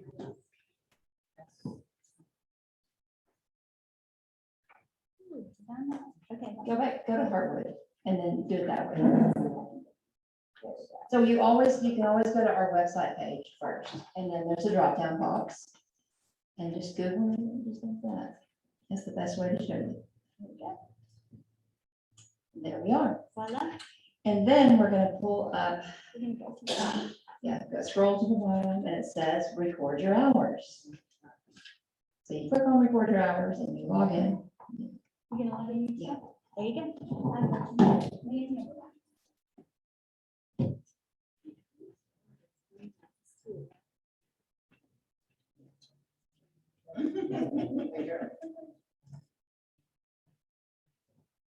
So it's gonna take me to my page. And I know log a lot of hours. So I hate that when I get behind, because then I sit there and I'm logging a month worth. So imagine if you are all logging a month worth, how long I have to sit there and approve those hours. A long time. So it's best to maybe do it every 2 weeks or every week. Say maybe you go in on Sunday or Saturday and log your hours. That way you also don't lose track of them. And then I can keep them all approved pretty fast. That also helps you, because when you scroll down to the bottom, what is this? I don't know. I don't want to say my password on there. You can go to lifetime right here, and you can see how many hours you have. You can also scroll to view my logbook, and I volunteer at Rise Spend, so I have that also. And just scroll down, because you see a lot of board work on here. And here is the total of your hours at the bottom of the page. And I think that's got Rise Spend too. Sorry, guys. We log our hours a little differently. Here's TMN. Yeah, TMN. And that'll tell you everything you've done. So if on your initial hours, it's going to have that at the bottom of the page too. So always scroll down, go to the left, and you can see how many hours you have. So how many hours do you need to certify? 40. How many hours of AT? 8. You're gonna go right to that corner and see where you're at every time. Another good idea is to just write your hours in your calendar, and then you can sit down and go back and log them all. And you can just put the little codes next to them, it'll be easy for you to access. So this is where I can see things that I've logged. Now, I'm gonna go back up to the top and go to my log book. Back to the dashboard. Report my service. There's a drop-down box, and here's all those codes we told you about. Don't get confused, because I mean, many of you are gonna find your niche that you like to do, and that's probably all you're gonna do. You know, with, a few things you may add here and there, but you'll probably have a lot of the same codes that you use all the time. And I bet many of you already have something special you like to do, and you're gonna go to the calendar and be able to join other people that like to do those things. And look at all those codes. Just keep scrolling down. So I do feeder watch for Cornell, and that's why I was running late, because I was watching hummingbirds this morning. And I have, I had Rufus hummingbirds, broad-tailed hummingbirds. This is the one I got into the fight about, because I thought it was an Allen's hummingbird. They look very familiar to Rufus hummingbirds. And my friend David Heineke says they actually had to pull a feather off of one and send it in for DNA to prove it was an Allen's. And I said, I don't have time for that. So I put it on my mat, right? And you're gonna get all those special people to identify it. And it happened to be a broadtail. I've never had one. I was really excited. So this morning I was watching those hummingbirds because I feeder watch. So where is feeder watch on here? Yeah. Yes, definitely in alphabetical order. So I pull up feeder watch, and I'll go back, so I did not log last weekend's. And I'll pull up, and I want to go back into January. Now, mind you, this data goes with the Cornell data, so you want to make sure you go log that data first before you log your hours, and that way they have all their stuff. So I'm going to do the 28th and the 29th. I only get to set the feeders on the weekends. And you can do this stuff during the week, some of this field research. And I usually do 2 hours in the morning, 2 hours in the evening, so it's 8 hours for the weekend. And then you're going to put a description in the box. And mine, I usually put counting birds. And that's what I do. I count them by species and log them. Is this a Texas water specialist? No, that's a whole nother ballgame. We're not going to talk about that today, right? Yeah. And there's no more data for that. So I'm going to push OK. I'm going to log those hours. Is that helpful? And the same thing, I could go on and on, but I did not log my weather, Coco Ross, which is field research, and that's another day. And this is done by the week. So I do mine by the week. When y'all learn about this, you may want to do it. You could do it for the month. You could do it for the week. Doesn't matter. I'm going to do the 28th and the 27th.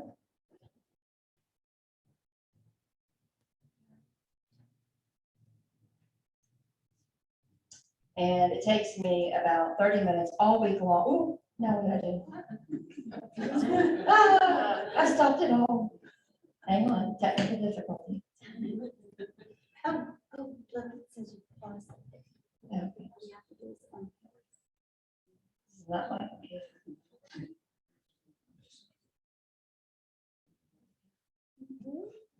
Resume share Didn't you share? to the right. Oh. Resume. Y'all are so good. You never. I can't see. This is embarrassing. So I'm doing 0.5 for 30 minutes. And did we do that? Did we talk about our minutes? So if we're logging something for 15 minutes, it's 0.25, 30 minutes, 0.50, 45 minutes, 0.75. And this is weather reporting.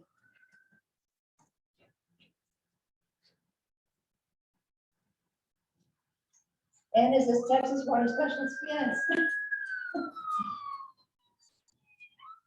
What day are you doing the water class? That's coming up. It's in the, it's on the list. I think it's in April. I think April. And that's it. You just, log your hours, check the times, and go through your codes. Do y'all have questions? Go ahead. During the pandemic, they started virtual projects, and I do a lot of those, like for the Botanical Research in Texas, I transcribed the handwritten labels. Right. So it was a project I learned about from Parks and Wildlife. And that'll be fine. What do I call that? It's a virtual project. But you use CV, were you going under the, There's a virtual project code. oh, there is, no. Go all the way down. You go down. You don't know, right? Do you want to log in? You want me to log You log back in, and then I I'll log go from there. in? And get. So in a couple months, they're gonna have that training again, aren't they? And is it 2 days long? Yeah. It's 2 days long. You get to log in and listen to all the special projects throughout the whole state of Texas. And some of this stuff is pretty interesting, like she's doing the transcribing, and she doesn't have to leave her home for that. She can, it's all virtual. And that's a really cool thing to do to get your hours. And there's some really interesting projects. I always find them, they're very interesting. They get cool stuff. They do, and you're like, wow, we do that? I know. Okay. Okay, see all the way down here? It Oh, says yeah. TMN. There we go. And I'm sure that was added during our. Okay, virtual volunteer services. Yes. Yeah. So you put it in there, but you do need to put a description in, you put your hours in and a description of what you did. And that way we just know that what you're doing, which project you're with, and we can keep track of it all. What else did y'all? So they started that during the pandemic as a way for us to get volunteer hours from home. They'll have people discuss the different ways you can do it. One of the ones that several of our members do is the one where there was a grant given to Texas and Oklahoma for them to digitize all of the specimens in their herbaria. And then people go and transcribe the labels.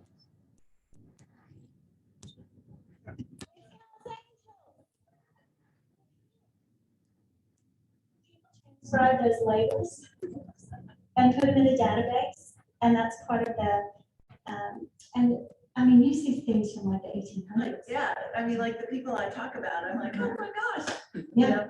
And then what they want to do is, once it's all digitized, they're gonna send people back to the spots. And that's one thing I forgot to talk about, like Berlandier would say like, oh, I was between Laredo and Bayard. Well, they'll never find that plant, but some people, like, they would say, I was on the corner of Coit and Beltline in Dallas, Texas, which, 40 years ago, that was, you could have found a plant there, now you can't, and they're gonna send people back to the locations. That's pretty awesome. So that's one of the projects that you'll hear about when they start sending out information about the virtual volunteer service. I think it's in April.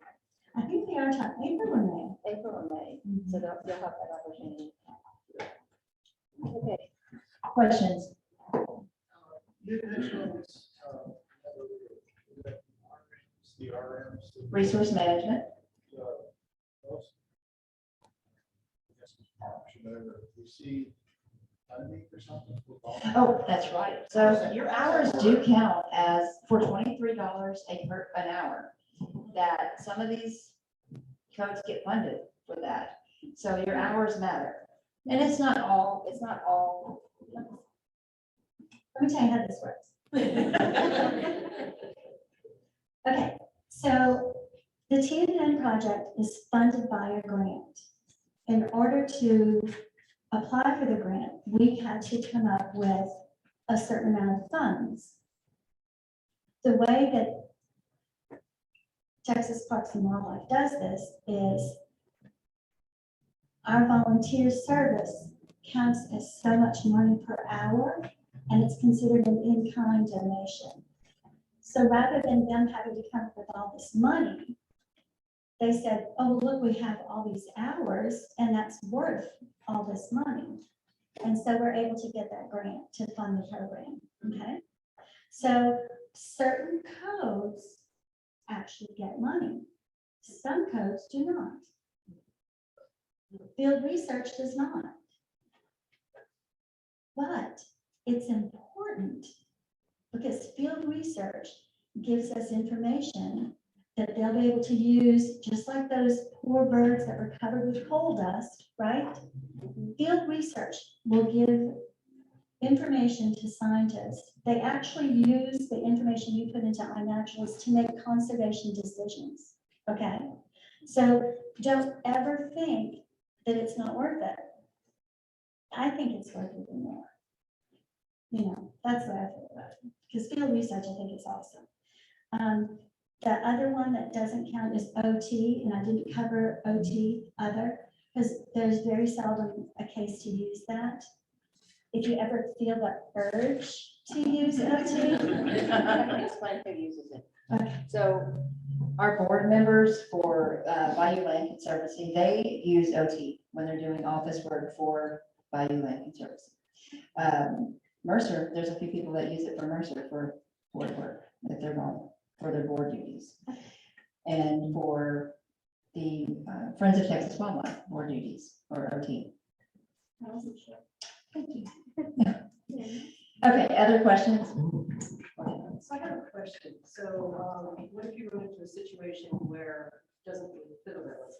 There's nothing on the drop down. You're gonna email me and you're gonna say, hey, this has come up. I wanna know where I can put it if it's a thing. Every time we have an intern class, we get new things. And then they end up here on our VMS because y'all bring us good ideas. You know, we always have new people that bring new things to us. And that's really exciting for us to find something new that we can add to our selection. And generally we get more and more people volunteering. Once somebody brings something to the table, more people jump on and then we end up with a VMS code. Now, I will tell you, you can't go off randomly. Say you're over at Polidoro Canyon and you're gonna clean up trash and you're gonna walk on your VMS. No, you can't do that unless it's something, a sanctioned event, you know, it's being advertised like a trash bash or something like that. Then you can claim it under your RM, other locations or other partners. But you do need to run it by us and let us know what you're doing. And that way we know where it came from. So it's like always ahead of time.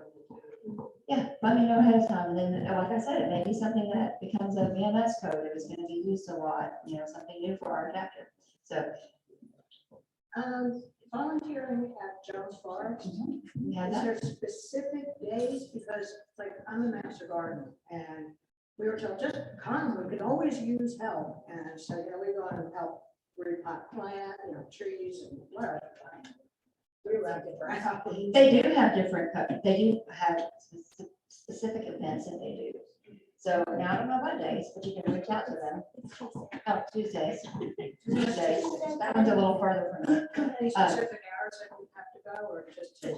Join the Slack account for our WG Jones Forest, and they talk about what time you can be there for Tuesday. Starts Monday night, they start Oh, WG talking Jones, to yes. each other. They were doing it Tuesdays and Thursdays. I was thinking Jesse Jones. There's a lot of confusing. words. So, any other questions? 2 questions. One, where is your email listed? I'm gonna give you that card. Awesome. Give you that card. I know, you're so cute. 2, how do we know where to sign up for different projects? On our calendar.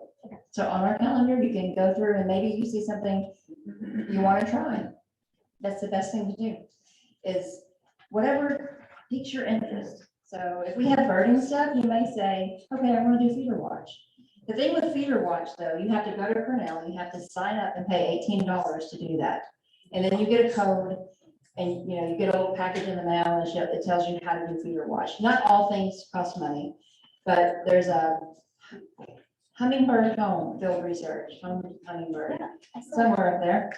You go to that website, you log in, you get a code, you log in your hummingbird sightings during that season where they're migrating. There's all kinds of different ones that you can log in. You will have a list of codes and passwords to get into all these different accounts in some cases. And you have to go log data there. So that's like on that. you have your on-out account and then you go log that data, and then you may go on to VMS and log it if we're doing a BioBlitz or the other.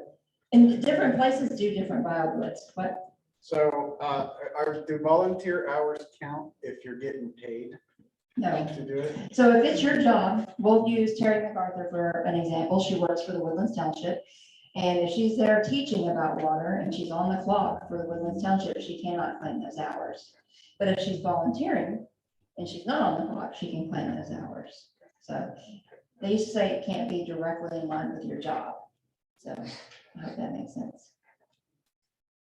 How do we get stuff, update, on the calendar? So for example, Flatwoods, we have a yoke farm, clearing yoke farm on Monday. So y'all want that added to our calendar? Yes, Well, to that people know it's happening. Carolyn? I think it's probably on there. Or no? No, I don't think it is, because Clubwoods, I think, most people go on Tuesdays, big work day. Big Because volunteers. Tuesdays, there's a few other Yeah, days where there's special stuff. yeah. So the thing to do is to talk to me later. Yeah. Because there's somebody that you need to, a person who is in charge of volunteer service projects is the Right. one who will assign a code for that. And then she'll pass that information to our web person who puts it on the calendar, and then the bulletin pulls it from the calendar. And what she means by assign a code is she goes into here, she goes into VMS, she looks at what we have and says, where do we put that? And there is an RM Clubwoods. There is, So that's where you put those for your fund. yeah, okay, for me, I have to read that other Yeah. people. That's it. She's gonna help you with that I'm gonna, yeah, and get them on the calendar. So, we'd love to hear about this. I'm just gonna bring it up because I think we went back and forth with email. There was chapter business, and in that screen, there's a, did you have to travel, count your travel time? yes, that is a great question because we need to talk about travel time.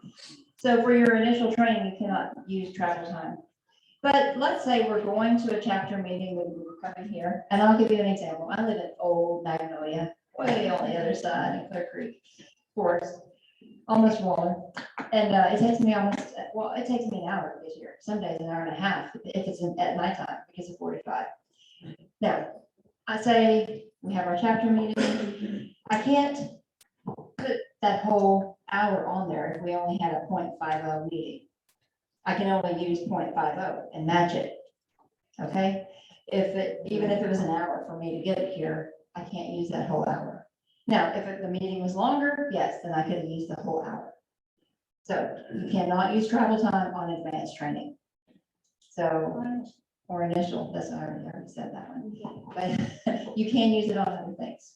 So yes, like tomorrow morning, I'm gonna get up really early and I'm gonna go to Brazos Bend State Park and work in the gift shop.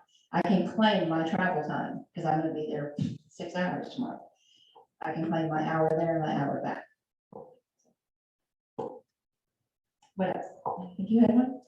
Yeah, so if you like volunteer, I guess if you for the other code, if you volunteer like the Texas Parks and Wildlife. Okay, well, that's another one we need to talk about. So if you volunteer for Texas Parks and Wildlife, you can't claim it for your master naturalist because that's double dipping. That means it's gonna cause problems in the system. And somebody's gonna get more funding and have to pay it back if you get caught. And we don't wanna do that. So are you talking about actual Texas Parks and Wildlife? Yeah, so like I guide for the Texas Youth Hunting Program. We get it out, we show them how to do conservation. and Do everything. you go and log in your hours? We don't keep a record really with them. Okay, that's a little different because that's not you're not going into VMS and logging your code or anything like that. When I go to Brazos Bend, I go into my VMS account and there's a Brazos Bend State Park at the top because of Brazos Bend. And then I log them under Brazos Bend.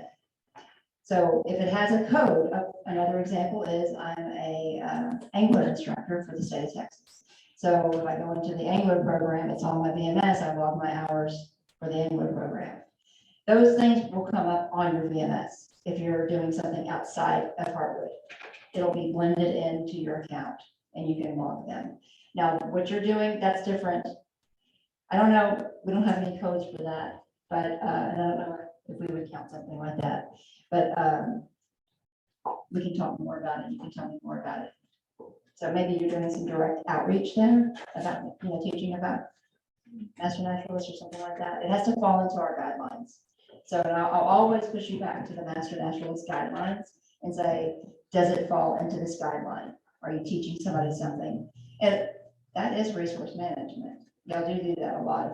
Several of my friends did that program. And in my thinking, it falls under resource management and direct outreach, but we can talk about it and figure out if there's something we can do for it. Right here. Just to be clear, right, so this is the initial training. Yes, ma'am. In a chapter meeting, that would be advanced training, right? Yes. And And then, CB, and CB, both of those are the chapter meeting. yes, the initial part is CB and, okay. And then for all the volunteer opportunities, so it looks like the website has everything, Yes. right? So how do you cover all the parks on your website? How do we cover all the parks on our website? We don't cover everything. There's always, and here's the thing, we're in our region. Heartwood has a region, our little area, which is Montgomery County, Walker County, and part, Yep, just Montgomery and Walker. it wasn't Grimes, okay, I was thinking Grimes. Yeah, that's. Native Native Plant Native Plant Society. And then you'll join all these agencies when you're in here, you won't know which is which. Yeah. Our Pines and Produce Native Plant Society is up in Grimes County and Waller, not Waller, Montgomery County. But, so we have our little area. And if you cross over into the, another area, that may be Gulf Coast, Master Naturalist, or Galveston Bay Master Naturalist, or one of the other chapters. So we try not to step on anybody's toes, and they try not to step on our toes. So if we go outside and volunteer, we want to make sure we have permission to be in their territory, I guess. And So one of the things that I want you to notice is under NTA here, it says nature public access for other organizations. In each of the codes, there's going to be a generic code. Okay? So in each of the codes, you can come down to RM and it'll say RM other locations. So we don't have to have everyone in there. So for this, you would say RM, and let's say you went to, Lake Creek Preserve is not on here yet. So, so if you go someplace and it's not on here, you do have the ability to fill it in by making sure in the description, when you select other locations, that you do list that place that you want. If we see enough people are adding for, let's say, Lake Creek Preserve, we can go in later on and make that one of the pop-ups that you see. there are going to be other events coming up, like Feather Fest is coming up in Galveston, and you may go to classes there and want to log that. And those, you pay for all of those classes, they are expensive. They have a lot of birding excursions and stuff like that. You can let us know, hey, I went to Feather Fest, I want to log these hours, I did this class or that class. That you'll put AT, specific project or other partner, the same thing. Not everything's going to be on here. You may find out that there's something going on at Sheldon Lake and you want to log, you went to a class at Sheldon Lake, you went to a class at Brazos Bend, we're having a birding class in a couple, actually tomorrow morning, and, or a native plant class. You may say, I want to go to that. It came across my feed. I'm going to sign up for it. What's not on here? But you're welcome. We know it's an event. I mean, most of the time I know a lot of stuff that's going on because it comes across my emails and stuff like that for other agencies. And I'll say, oh yeah, I know what that was happening. I understand where it was. If not, I'll say, hey, well, when was it? What was going on? Which agency supported it? So, because Texas Parks and Wildlife supports a lot of different things. So I'm not on Facebook anymore, is that, am I gonna miss a lot of these? no, they do stuff on, they email bulletins out every Monday. And the bulletins have all the latest and greatest things going on there. Now, as far as other agencies, like they do have a lot of Facebook stuff, but I don't think it's going to affect anything you do. They also put a lot of emails out. You know, you can go to all of their websites and stuff like that. I will encourage you to, you have a notebook. Every time we get a speaker for these classes, you're gonna learn something new, and you're gonna want to write down their email addresses and stuff like that, because you'll want to contact them again if you can't see their other social media or whatever. You know, there's always websites and stuff that have lots of information. And most of our speakers have emails and stuff where you can reach out to them and talk to them about whatever it is they're supporting.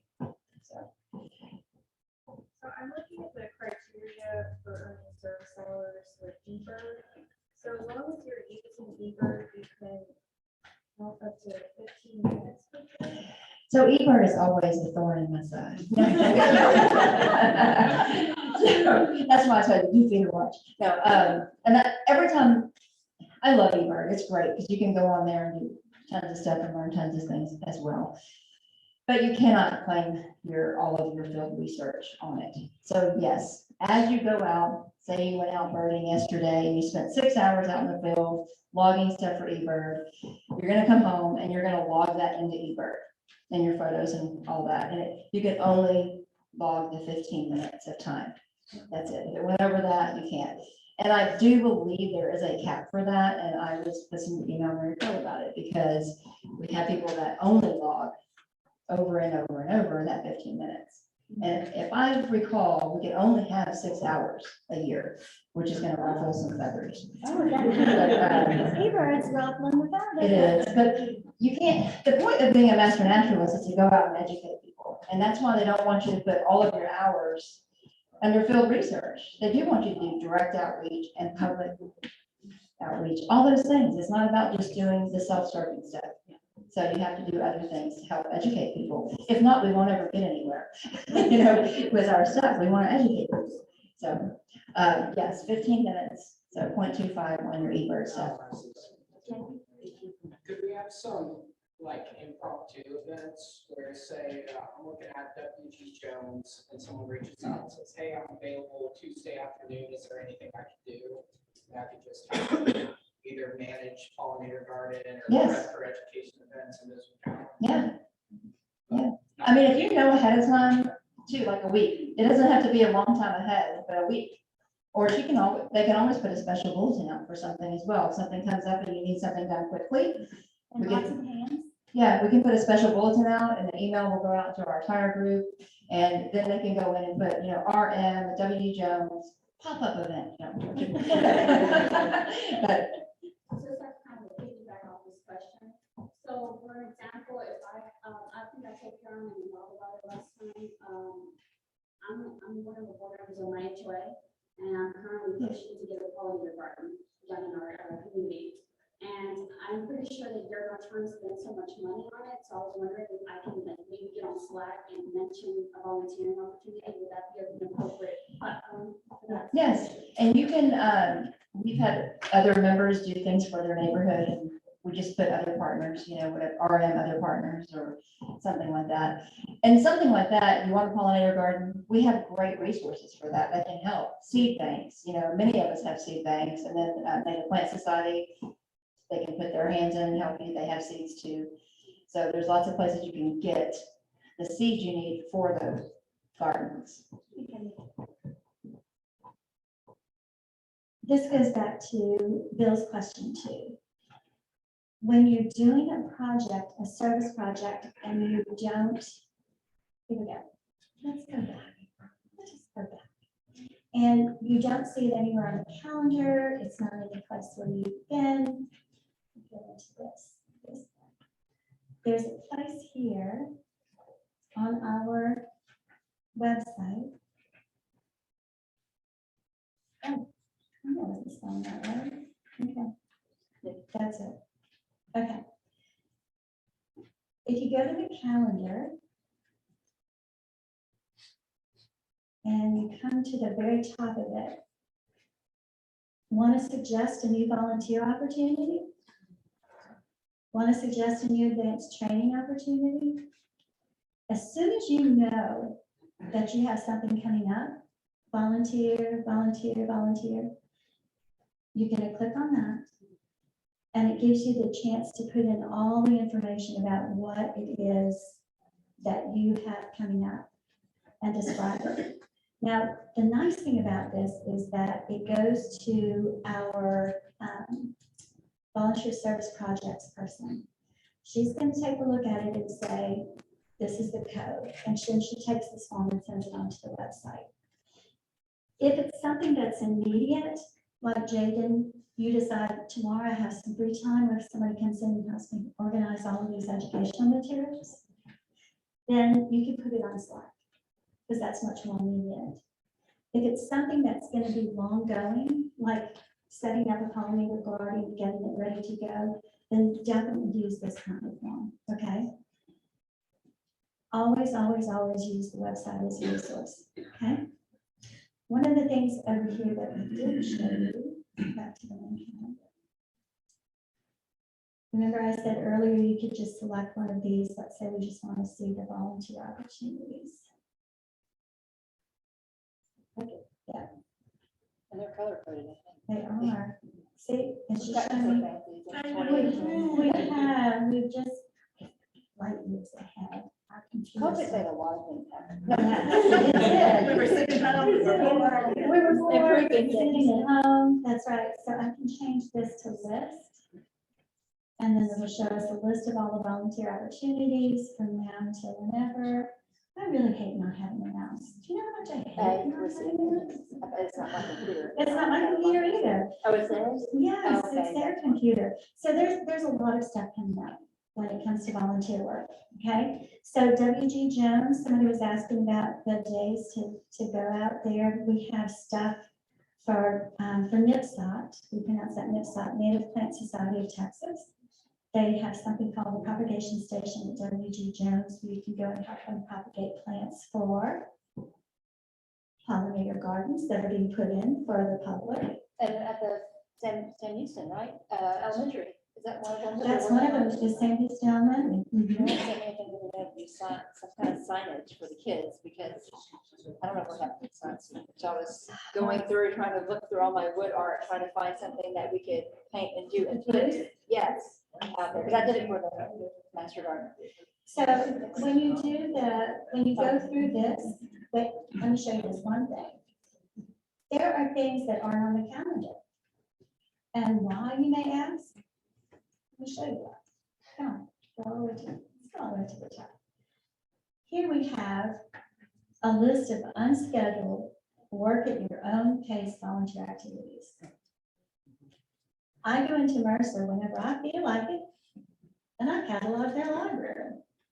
It could be a Monday, it could be a Tuesday, it could be a Wednesday, it's whatever fits into my schedule, okay? Those projects are here at this link. And, come on, computer. There's a list of all of these. So once you're on the Body Link Conservancy Trail Crew, they'll get in touch with you. Okay? We have lots of people emailing me. So it's Kasdan Kajusin, who just became a master naturalist last year. And so you press on contact Kirsten and say, I'm interested in helping on the trail crew. Sign me up, send me your emails, let me know. Jesse Jones has a trail that they maintain. So there are other things that you can do. We've got eBird listed We out have here. trails at Mercer, we have trails everywhere that you We can do. clean up trash on, resource management, Mhm. tons of things to do on your Okay. days. So I think there was a question. Yeah, I'm getting a little confused because if you wanted to just sign up for like, what, if there's, let's say the Bluebirds, okay? You see, if you sign, any class you want to do on Slack, right? No, there's no classes on Slack, it's just communication. All right, so you sign up for here. You're at No. up to do a lot of showing. You go to our calendar, and then you look on our calendar to find stuff. You said Bluebird stuff, okay, we do have the Bluebird Society, you can go check Nest and log your data and then claim your hours on there. Everything's listed. Like, I think what's confusing her and some of us is like let's say WG Jones State Forest Workday. Mhm. Do you have to sign up to go, or can you just show up? You could just show up. Okay. You can just show up. Thank you, thank you. But, let me tell you why there's a but. Like I said earlier, let's say that it's raining outside at the forest. Maybe not where you live, but at the forest. And people start talking to each other that Monday night and they say, what is the weather gonna look like? Are we gonna go there? You don't want to show up suddenly and not have anybody there to tell you what to do. That's a waste of travel time, it's a waste of your time, and we don't like to see that, because it's discouraging. You get out there and you're standing around like, where is everybody? Yeah. There's So- not a soul out here. So using Slack Using will Slack. help you with that kind of stuff. Right. Okay, just for communication, That makes sense. okay? Yes. Which I'm not on there either. I'm gonna go fix it, I'm sorry. I have 400 emails and 400 accounts. Yeah, I know. I gotta do it. I'm gonna take that next class. What is that next? You're doing Slack next? I'm staying for that class. What? The additional training Uh-huh. that we're in, Yes, is that supposed to show up on our listing? yes, it does. It's right under the last field research, right? I think. It's not online. That's my last. It has to be. It's just one line. It's just one little line that says IT, initial training. Really? Okay, then I'm gonna go back through there and look at all that and make sure I assigned all of you codes. So whenever y'all sign up, the process for this class is you sign up, they do a background check on you, and I wait to make sure it's all cleared, and then I move you into our Heartwood file. And then I put that you're in training. Not there. It's not there. Well, Mine's not she's there. saying hers is not there. Well, I'm gonna fix it. What's your name? Helen Capizano. Yeah, when we're talking about it. Yes, I will fix it for you. So that's another thing. VMS is weird. You know, if you're missing something, I can fix it. It's not a big deal. Don't freak out. It happens. Things disappear. And she's. I don't know where, why, what they do. Tell me your email address. Yes, my email address, this email address is heartwoodmembers@gmail.com. So that's heartwoodmembers That's at for you? That's me. It's in the book. gmail.com. It is in the book. Oh, okay. It's also on our website. And I'll give you my cell phone. Do you want to do that on the board? Or do you want? I'm gonna read it off on here. the day? Yeah. Okay. If I don't answer, don't get discouraged. I teach and do other things, so I don't wear a device to tell me that my phone is ringing for a reason. But I do come back to it and we'll call you back pretty quickly and help you. You can text me and then I can go right to the problem and get it fixed. My phone number is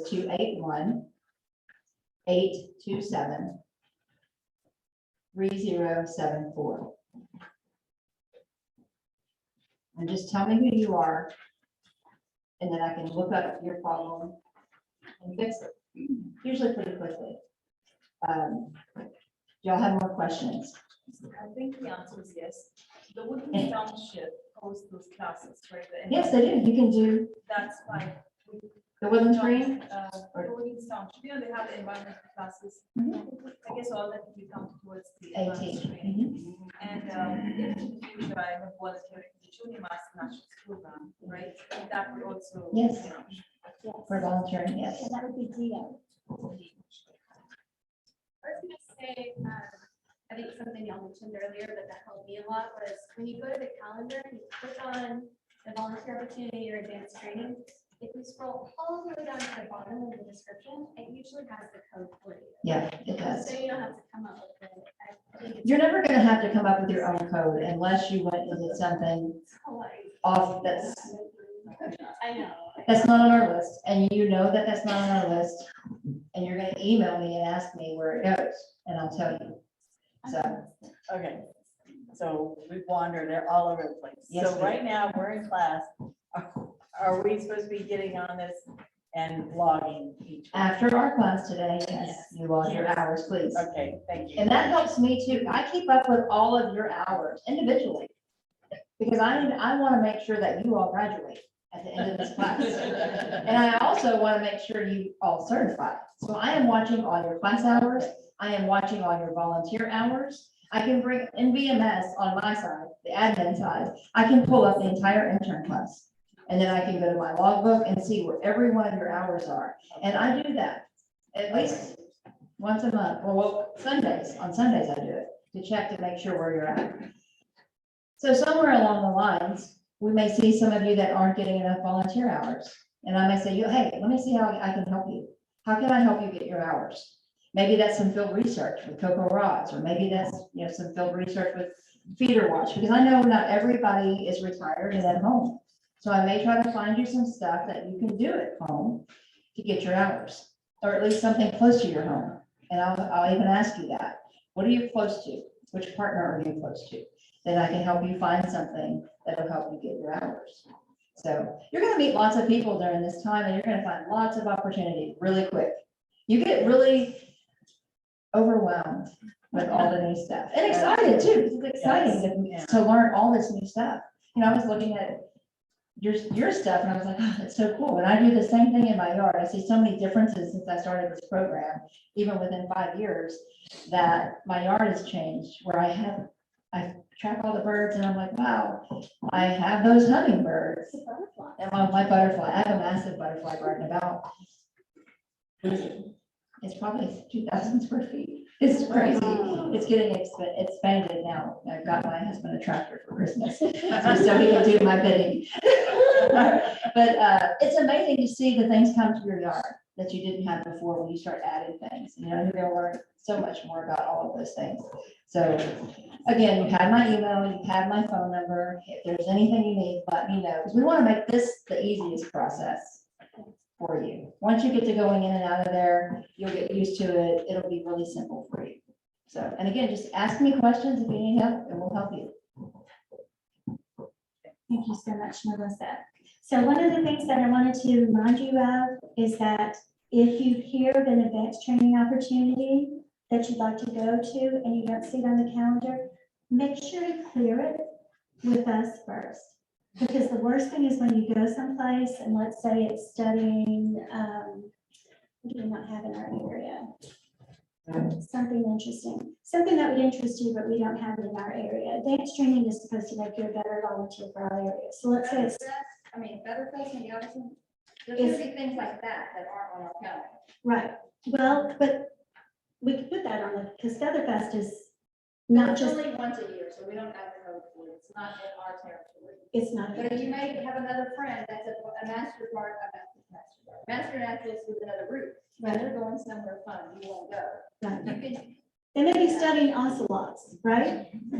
Okay, ocelots are fascinating. I love to study about ocelots, but we're not going to see ocelots in our area. So we may not approve that for advanced training for this area, okay?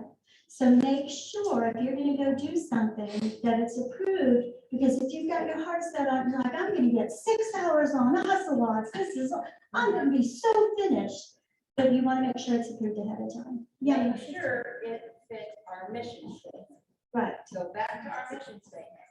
That goes back to going to Mercer, and you're gonna go help with something tropical that doesn't live in Texas. You cannot claim those hours. Right. You can only claim hours on native plants in Texas that belong here, that are from here. You cannot claim something that's not. So always make sure it goes back to our mission statement, and it's native. Right. So no tigers, no lions. No lions, no tigers, no, well, yeah, but still. So for those of you at home who may not have heard what Melissa said, make sure that it fits in with our mission statement. There is a manual out there on our website called the chapter, it's the CMOP, right? Chapter Management and Operations Protocols. And it has a big rubric about what is supposed to count. It's very wordy.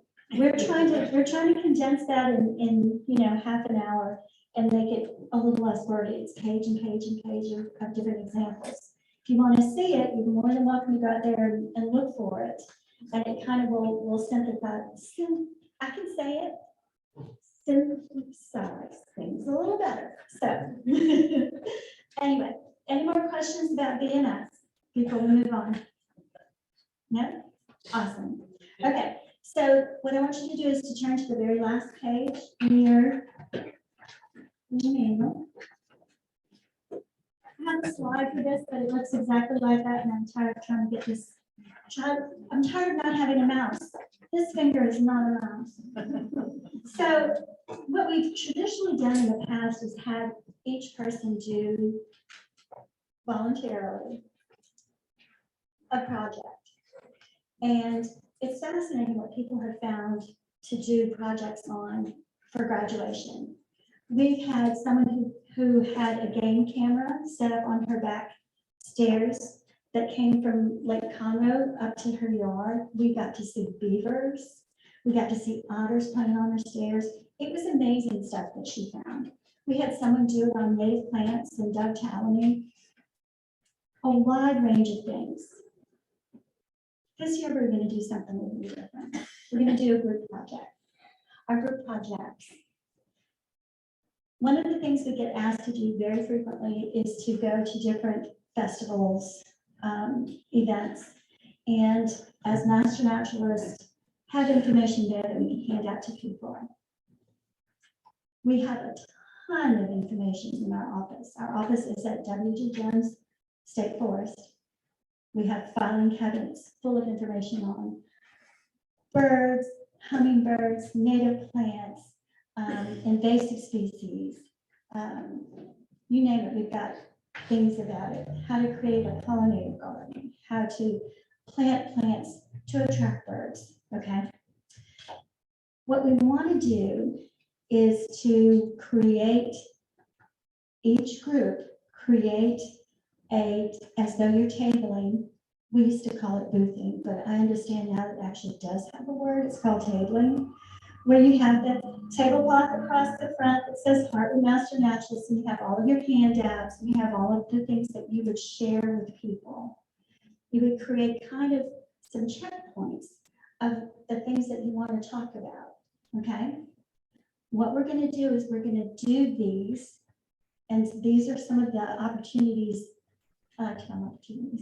These are some of the topics that we'd like for you to consider joining. My question is, are y'all confident enough to do groups today, or do you want to think about it?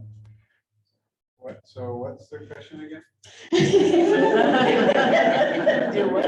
Leo says, what are we doing? Before I commit. So group project, you're going to get into groups based on one of these categories, okay? Not all of them. You don't have to pick, you know, somebody may say, I don't ever think I would want to do soils, and nobody else would want to do soils or something, right? So out of all of these, you're going to find one that speaks to you, and you're going to create that table as though you are at an event. And on our last day, we're going to set our tables around the room, and we're going to go from table to table and find out what kind of handouts do you have? What would you talk about if you were at an event? What are the key points that you want to educate people about? We're going to pretend it's a PO. Good? Does that make more sense? Okay, good. So do all of you kind of know what you're interested in already, or do you want to wait? A couple of, wait, everybody says wait. How many groups will we have? Okay, it depends on what you're interested in. Okay, you're gonna have one group, you're gonna join one group only, okay? But I mean, there'll be multiple. There'll be multiple groups. And so are we meeting outside of class time at the office? Or how What does we're that gonna do is on one of the days when we're over at Jones Forest for our classes, I'm gonna take y'all into the office and show you all of the stuff that we have available. And then as we have time, if y'all wanna get in touch with me, which you will, I can go and open the office for you. You can pull as much stuff as you need to make your table, okay? Good? So as we get closer, and that'll give you a chance too to see some of the other stuff that we have. We have a sandwich board that has, Melissa. I love Melissa's shirt. This shirt is so cool. We have this on a board that says, what kind of naturalist are you? This was the class project from one of the North Texas chapters. And somebody was a graphic designer and came up with all of those emblems. Yes, yes, they make little stickers, so you can bring your little sticker. But it's beautiful. What kind of naturalist are you? They sell that at AgriLife? Yes. Right now, we're about that. So when do we choose it? Let's plan on choosing it next meeting. Is that okay? Yes, Linda? Is there a max or minimum number of people on each group? You know, I hadn't thought about that, because you're afraid that there's gonna be 6 to each. 5 or 6, because you've got, I've got 44 people. that's a lot of booths. That's a lot of booths. But, Pick our top three. yes. What Barbara said. Barbara said, pick your top 3. We're gonna try to, so let's do this for next time, because it's the first time we've done this, so I'm still trying to figure it out in my own head. So for our next class, have your top 3 ready to go. Okay? Then what we're gonna do is I'm gonna let y'all get into groups based on your number 1 choice. If it looks like there's too many in one group, we're gonna vote you off the island, make you join your second favorite group. And if that's too big, we're gonna vote you off that island, make you join the 3rd favorite group. Does that sound okay? Okay. Y'all are gonna have to help me with this because we literally have not done it before. But I think kind of like the people who did that beautiful shirt for Melissa, I think, you know, getting us to think in terms of setting up these will help us in the long run create those wonderful experiences for people when we're asked to do public outreach. Yes, Linda? I'm still a little confused on the process. So it sounds like we're going to be creating this outside of class time. You can definitely, yes. So as we form groups, we have to look at not just our area of interest, but have little schedules. Right. So that's why I left a space down here for your group, so you'll be able to get phone numbers and email addresses, and you'll be able to communicate with each other and talk about, well, you know, I've seen this great booth, and what they communicated to me was, I have to have native plants because of the caterpillars, so let's do something on, you know, native plants for butterflies, right? Yes, Shelley? Is the idea to have created a pamphlet at the end to have on a table for that particular area? We do have a lot of things already, pamphlet wise. That's what I said, we have a bunch of stuff in the office and it's all alphabetized and ready for y'all to pull. If you do not find the information you need, then creating a pamphlet is perfectly within your purview.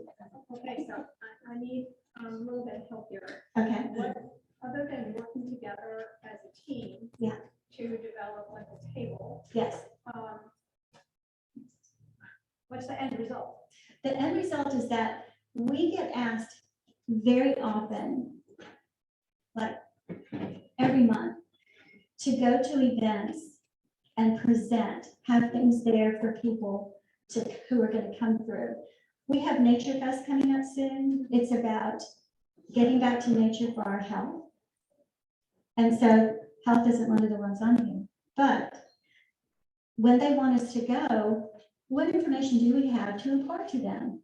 What would be the key things that we could tell someone who would come to our table that we could share with them about that topic? So the goal, is what I'm hearing you say, is that we are familiar with the materials that are available and can put them into categories as listed here based on your desire.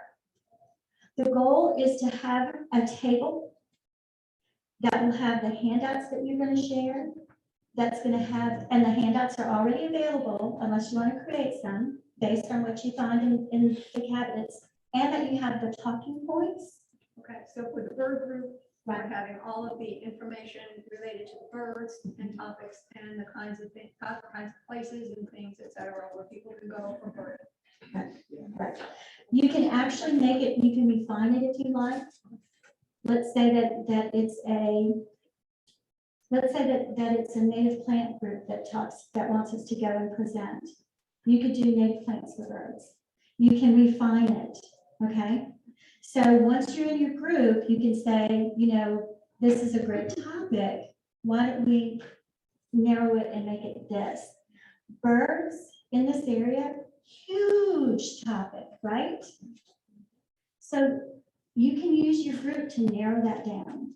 You can use that to think about what information do I find most important?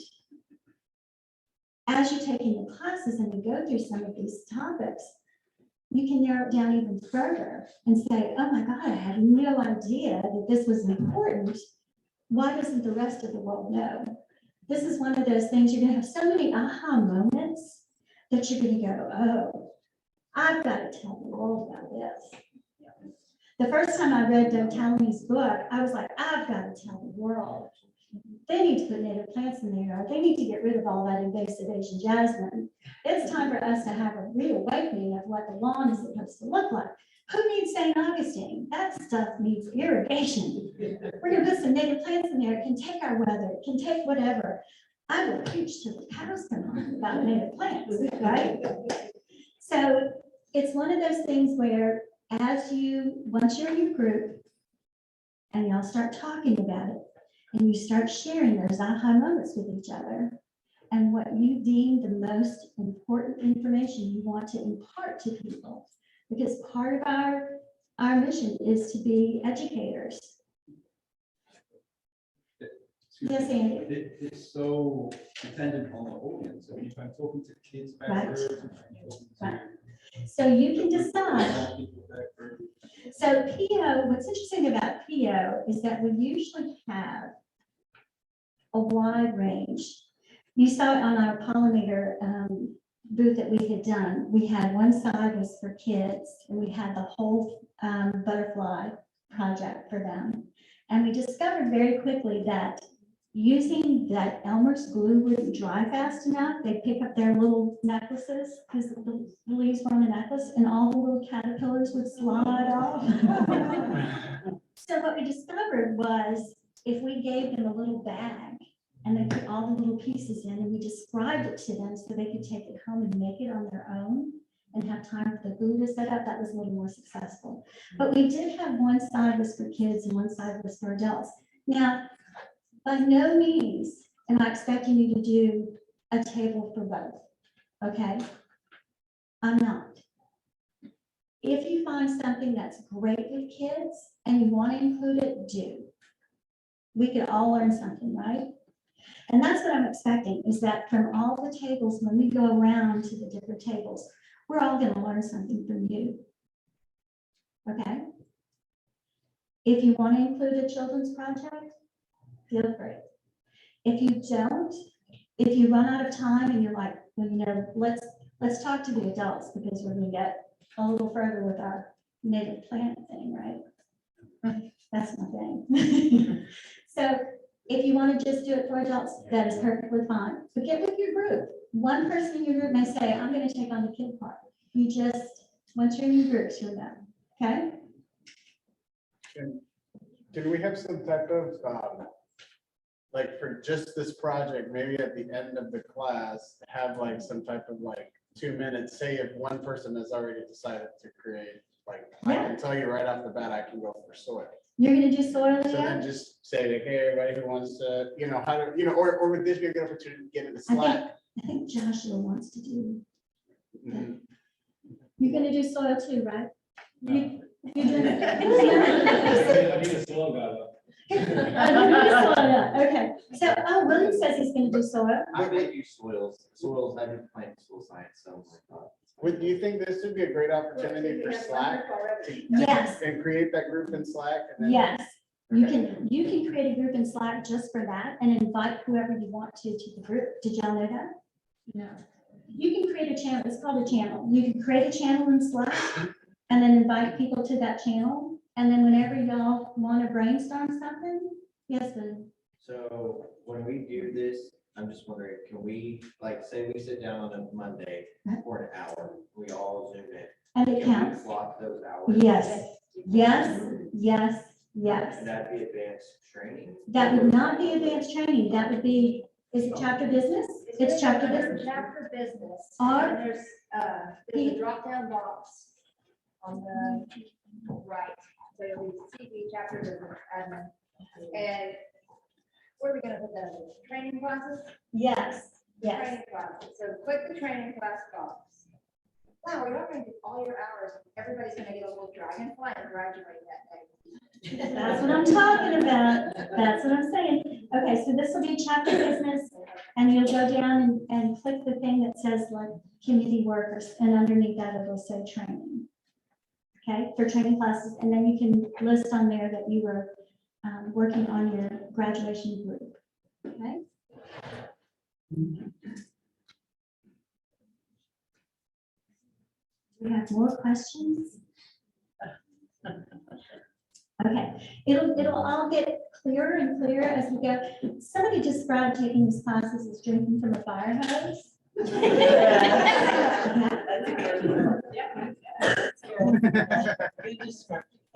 So, yes, just remember to cut for air once in a while, okay, guys? Yeah. And graduate with all of your hours, you get this little dragonfly pen for your class. If you double certified, you get the little Texas, which we don't have yet. We don't have this. Yeah, they're in the, they should be in the middle, but it's a little Texas and it has the geographical areas on it, right? The And it's really ecosystem. cute. You can go to our website and see them, so you'll get double certification. And then there's more. So if y'all want to see anything, y'all can come back here and I can help you with your VMS and show you your thing. Melissa will be here for a few more minutes to answer all your questions. So if you want to line up behind her. Okay, so our next class is going to be, it's going to be next Saturday. Let's see what we're talking about.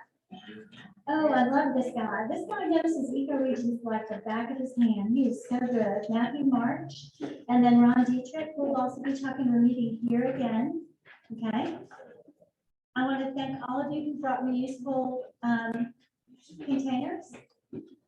When you come to the annual meeting, the chapter meetings, and you do that, you get an extra ticket for the door prize. Also, there's something called TMN Tuesdays, which is the second Tuesday of every month at noon to 1. The state puts on a virtual AT event. And that'll be on our calendar. And there's actually a VMS code for that, for the TMN Tuesdays. Okay? And they have fascinating stuff. One year they did, it was 3 hours just about snowstorm Uri. Snowmageddon, 3 hours. It was awesome. Oh, it was so cool because they even talked about how many bats died from the freeze. Like in Houston, there were just piles of bats under the bridges and stuff. And you never think about all the kinds of ramifications that stuff has. But I wanted to thank you all for joining us. I will see you all next week. If you have any more questions, I'll be here. Melissa's here.